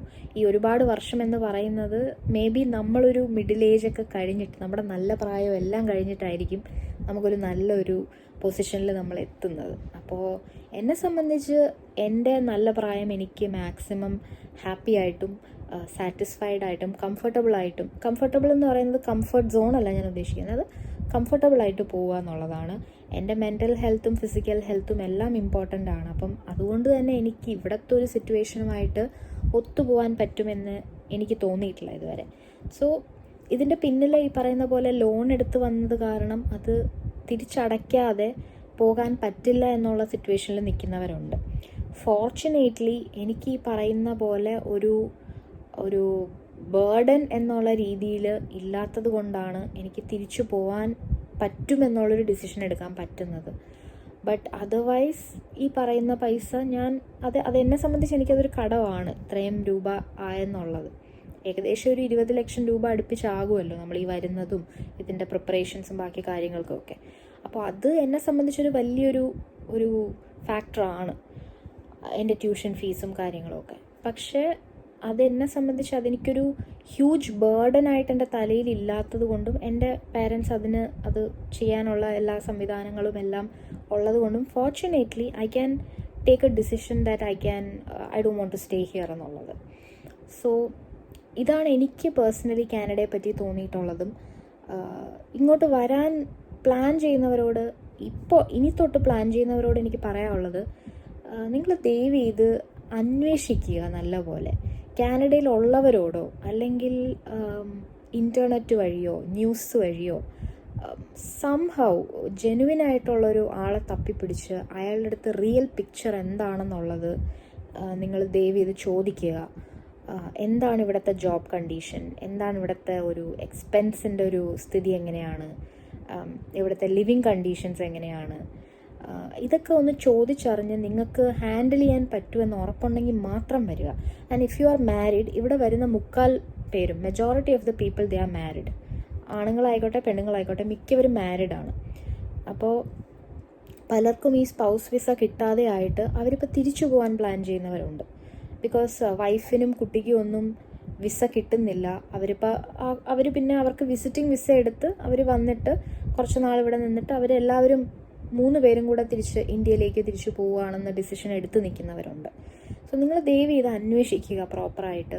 എടുത്ത് ചാടി കാനഡ, എബ്രോഡ്, എനിക്ക് ബാക്കി കൺട്രീസിൻ്റെ കാര്യം അറിയില്ല, ബട്ട് കാനഡ, എബ്രോഡ് ഇത്രയും പൈസ കിട്ടും, മണിക്കൂറിന് ഇത്ര പൈസ കിട്ടും, ജസ്റ്റ് ഒരു കോഴ്സ് എടുത്തങ്ങ് പഠിച്ചാൽ മതി, വളരെ സിമ്പിളാണ്. ഇറ്റ് ഈസ് നോട്ട് സിമ്പിൾ ലൈഫായിരിക്കും ഇവിടെ എന്ന് വിചാരിച്ച് വരുന്നവർ വരണ്ട. ടഫാണെങ്കിലും ഞാനങ്ങ് സഹിച്ചോളാം എന്ന് പറയുന്നവരോടും കൂടെയാണ് ഞാൻ പറയുന്നത്, ജസ്റ്റ് എൻക്വയർ ഈ കാര്യങ്ങൾ. Expense, living condition, rent, food എന്നൊക്കെ പറയുമ്പോൾ നമ്മുടെ നാട്ടിലെ, നമുക്ക് ഇവിടെ വരുമ്പോഴാണ് നമ്മുടെ നാട്ടിലെ ഫുഡ് എത്രത്തോളം വലുതാണെന്ന് നമ്മൾ മനസ്സിലാക്കുന്നത്. അപ്പം ഇവിടെ പൊതുവേ ഞാൻ കണ്ടിട്ടുള്ള എല്ലാ ഫുഡിനും ഒരു ഉപ്പ് രസമാണ് പുറത്തുനിന്നുള്ള ഫുഡിന്. ഞാൻ പുറത്തുനിന്നുള്ള ഫുഡ് കഴിക്കാറില്ല ഒരുപാട്. എനിക്ക് വീട്ടിൽ തന്നെ ഇവിടെ ഇന്ത്യൻ ഫുഡ് ഉള്ളത് കൊണ്ട് ഞാൻ ആ കാര്യത്തിൽ ലക്കിയാണ്. പക്ഷെ ഞാൻ പറയുന്നതാണ്, ഇങ്ങനെയുള്ള കാര്യങ്ങൾ നമുക്ക് എങ്ങനെയെങ്കിലും മാനേജ് ചെയ്യാം എന്ന് പറഞ്ഞ് വിടുന്ന കാര്യങ്ങൾ എങ്ങനെയെങ്കിലും മാനേജ് ചെയ്യാൻ പറ്റില്ല. അതൊക്കെ വളരെ ഇമ്പോർട്ടൻ്റ് ആയിട്ടുള്ള കാര്യങ്ങളായിട്ടെടുത്ത് മോസ്റ്റ് ഇമ്പോർട്ടൻ്റ്ലി നിങ്ങളുടെ മെൻ്റൽ ഹെൽത്തും ഫിസിക്കൽ ഹെൽത്തും പ്രോപ്പറായിട്ട് മാനേജ് ചെയ്യാൻ പറ്റുമോ എന്ന് നോക്കുക. മിയർലി കുറച്ച് ഡോളേഴ്സ് കൺവേർട്ട് ചെയ്ത പൈസയ്ക്ക് വേണ്ടി ഇവിടെ വന്ന് കടന്ന് നമ്മൾ എന്തും ചെയ്യാൻ നമ്മൾ റെഡിയാവുന്നുണ്ട്. പക്ഷേ ഈ എന്തും ചെയ്യാൻ റെഡിയാവുന്ന ഒരു ആറ്റിറ്റ്യൂഡ് നമുക്ക് നമ്മുടെ നാട്ടിലുണ്ടെങ്കിൽ you can actually survive there with all your people around you and happiness and everything. അതാണ് എനിക്ക് പേഴ്സണലി തോന്നിയിട്ടുള്ളൊരു കാര്യം. സോ ഇത് എൻ്റെ വളരെ ക്വിക്കായിട്ട് ഞാനിപ്പോൾ എടുത്തൊരു വ്ളോഗാണ്. ഒറ്റ ഇരുപ്പിനിരുന്ന് അങ്ങ് സംസാരിച്ചു, because I just wanted to tell what was in my heart. അല്ലാതെ എനിക്കിതൊരു പ്ലാൻ ചെയ്ത് എക്സിക്യൂട്ട് ചെയ്യാൻ നിന്ന് കഴിഞ്ഞാൽ ഈ അടുത്തൊന്നും ഞാൻ ഈ വ്ളോഗ് ഇടില്ല. ഇത് ഞാൻ ആദ്യം പറഞ്ഞ പോലെ തന്നെ ഇത് വളരെ സീരിയസ് ആയിട്ടുള്ളൊരു വ്ളോഗാണ്. ഭാവിയിൽ ആർക്കെങ്കിലും ഉപകാരപ്പെടുമെങ്കിൽ കാനഡയെ പറ്റി അറിയാനും ഇതിനൊക്കെ ഉള്ളൊരു വ്ളോഗായിട്ട് ഇതിനെ കണ്ടാൽ മതി. I know it's pretty long, പക്ഷേ ഇതെല്ലാവരും പറഞ്ഞു തരുമോ എന്ന് എനിക്ക് അറിഞ്ഞുകൂടാ. പലരും ഇവിടെ വന്നിട്ട് പെട്ടുപോയി എന്ന് പുറം ലോകത്തിനെ അറിയിക്കാൻ താല്പര്യമില്ലാതെ മിണ്ടാതിരിക്കുന്നവരുണ്ട്. സോ ഞാൻ അവർക്കും കൂടെ റെപ്രസെൻ്റ് ചെയ്താണ് ഞാൻ പറയുന്നത്. നിങ്ങൾക്ക് എപ്പോൾ വേണമെങ്കിലും ഇവിടെ നിന്ന് ക്വിറ്റ് ചെയ്ത് പോകാനുള്ള ഓപ്ഷൻസ് ഉണ്ട്. പക്ഷേ നിങ്ങൾ കൂടുതൽ ഒരു ഡീപ്പറായിട്ട് നിങ്ങൾ ഇപ്പം PR ഒക്കെ എടുത്തു, അല്ലെങ്കിൽ PR എടുക്കുന്നതിന് മുമ്പൊക്കെയാണ് നിങ്ങൾ ഈ ഡിസിഷൻ ആലോചിക്കേണ്ടത്. PR എടുത്തു കഴിഞ്ഞാൽ ഒബ്വിയസ്ലി പെർമനൻറ്റ് റെസിഡൻ്റ് ആയി കഴിഞ്ഞ് കഴിഞ്ഞാൽ നിങ്ങൾക്ക് പിന്നെ ബാക്കി ഇവിടുത്തെ കുറേ ആനുകൂല്യങ്ങളും എല്ലാം കിട്ടും. ബട്ട് നിങ്ങളൊരു എസ്റ്റാബ്ലിഷ്ഡ് ആയിട്ടുള്ളൊരു നിലയിലേക്ക് എത്തണമെങ്കിൽ ഒരുപാട് വർഷത്തെ ഹാർഡ് വർക്കും പേഷ്യൻസും ഒക്കെ വേണം. ഇതെല്ലാം ഉള്ളവർക്ക് it's a best place to survive. നിങ്ങൾക്ക് പതിയെ ലൈഫ് വളരെ സ്ലോ ആയിട്ടും വളരെയധികം ക്ഷമയോടുകൂടി ജോലിയിൽ എന്ത് ജോലി വേണോ ചെയ്ത് സ്ട്രഗിൾ ചെയ്ത് സ്ട്രെസ് എടുത്ത് നമ്മുടെ ഫിസിക്കൽ മെൻ്റൽ ഹെൽത്ത് കണ്ടീഷൻ ഒന്നും വകവയ്ക്കാതെ പോകുന്നവർക്ക് I think you can come and do whatever you want. പക്ഷേ അല്ലാതെ ഇപ്പം എന്നെപ്പോലെയൊക്കെ ചിന്തിക്കുന്ന കുറച്ച് പേരെങ്കിലും ഉണ്ടെങ്കിൽ അവർക്ക് ഞാൻ ഈ സ്ഥലത്തേക്ക് വരാൻ ഞാൻ സജസ്റ്റ് ചെയ്യില്ല. പൈസ ഉണ്ടാക്കണം അങ്ങനെയൊക്കെ ഒരു ആഗ്രഹമുണ്ടെങ്കിൽ തന്നെയും ഇപ്പോൾ ഇവിടെ അതിനുള്ളൊരു കണ്ടീഷൻ അല്ല എന്നാണ് എനിക്ക് പറയാനുള്ളത്. കൂടുതൽ ലൈക്ക് എന്തെങ്കിലും ഡൗട്ട്സ് ഒക്കെ ഉണ്ടെന്നുണ്ടെങ്കിൽ maybe you can ask me. Okay, എനിക്കറിയാവുന്ന എന്തൊക്കെയാണെന്നുള്ളത് എനിക്ക് ഷെയർ ചെയ്ത് തരാൻ പറ്റും. But otherwise please do ask or enquire about a country, the whole place. Instead of നിങ്ങൾക്ക് ഈ കോഴ്സ് എടുത്തു കഴിഞ്ഞാൽ ഇവിടെ വന്ന് ഇങ്ങനെ ചെയ്യാം, പിന്നെ പാർട്ട് ടൈം ഒക്കെ എളുപ്പത്തിൽ കിട്ടും, നിങ്ങൾക്ക് ഇവിടെ കിട്ടും അവിടെ കിട്ടും എന്നൊക്കെ പറഞ്ഞ് അങ്ങനെയുള്ള വാക്കുകളിൽ വീഴാതിരിക്കുക. കറക്റ്റായിട്ട് അന്വേഷിക്കുക. ആ കോഴ്സ് എടുത്തു കഴിഞ്ഞാൽ എന്താണ് ഫ്യൂച്ചർ, എന്താണ് അതിൻ്റെ സ്കോപ്പ്, ഇപ്പോൾ ഇവിടുത്തെ ജോബിൻ്റെ രീതികൾ എങ്ങനെയാണ്, പൈസ അതിന് വേർത്താണോ. മോസ്റ്റ് ഇമ്പോർട്ടൻ്റ്ലി എക്സ്പെൻസ് അന്വേഷിച്ചിട്ട് വരിക. പാല് തൊട്ട് ഉപ്പ് തൊട്ട് കർപ്പൂരം വരെ ഇവിടുത്തെ എക്സ്പെൻസ് എന്താണെന്ന് അന്വേഷിക്കുക. അത് നിങ്ങൾ നോക്കാൻ പോകുന്ന പാർട്ട് ടൈമിന് അത്രയും കിട്ടുമോ, ആ പൈസ വെച്ച് വീട്ടിലെ കാര്യങ്ങളും റെൻറ്റും ഫുഡും എല്ലാം മാനേജ് ചെയ്യാൻ പറ്റുമോ, ബസ്സിൻ്റെ ചാർജ് മാനേജ് ചെയ്യാൻ പറ്റുമോ, ഇതെല്ലാം ദയവ് ചെയ്ത് അന്വേഷിച്ചിട്ട് വരിക. ചാടിക്കേറി കണ്ണു അടച്ച് കാനഡ, ഓസ്ട്രേലിയ, UK എന്നൊക്കെ കേൾക്കുമ്പം കയറി വരുന്നവരോട് എനിക്കതാ പറയാനുള്ളത്. Please enquire and don't fall for false words. Okay, So that's it. Thank you for watching my vlog on the reality of Canada. I hope this helps at least few people. So എൻ്റെ അടുത്ത് Canada എങ്ങനെയുണ്ടെന്ന് ചോദിച്ചവർക്കുള്ള ഒരു long reply ആണ് ഞാനിപ്പോൾ ഈ പറഞ്ഞത്. എന്നോ തുടങ്ങിയൊരു വ്ളോഗാണിത്. I think April എങ്ങാണ്ട് തുടങ്ങിയൊരു വ്ളോഗാണ്. പക്ഷെ എനിക്ക് കണ്ടിന്യൂ ചെയ്യാൻ പറ്റിയില്ല because of my personal reasons. എനിക്ക് പലപ്പോഴും വ്ളോഗ് എടുക്കാൻ തന്നെ തോന്നാറില്ല. എനിക്കിവിടെ വരുമ്പോൾ എനിക്ക് ഏറ്റവും വലിയൊരു ആഗ്രഹം അതായിരുന്നു, എനിക്ക് വ്ളോഗ് എടുക്കണം, വ്ളോഗ് തുടങ്ങണം, ചാനൽ തുടങ്ങണം എന്നൊക്കെ.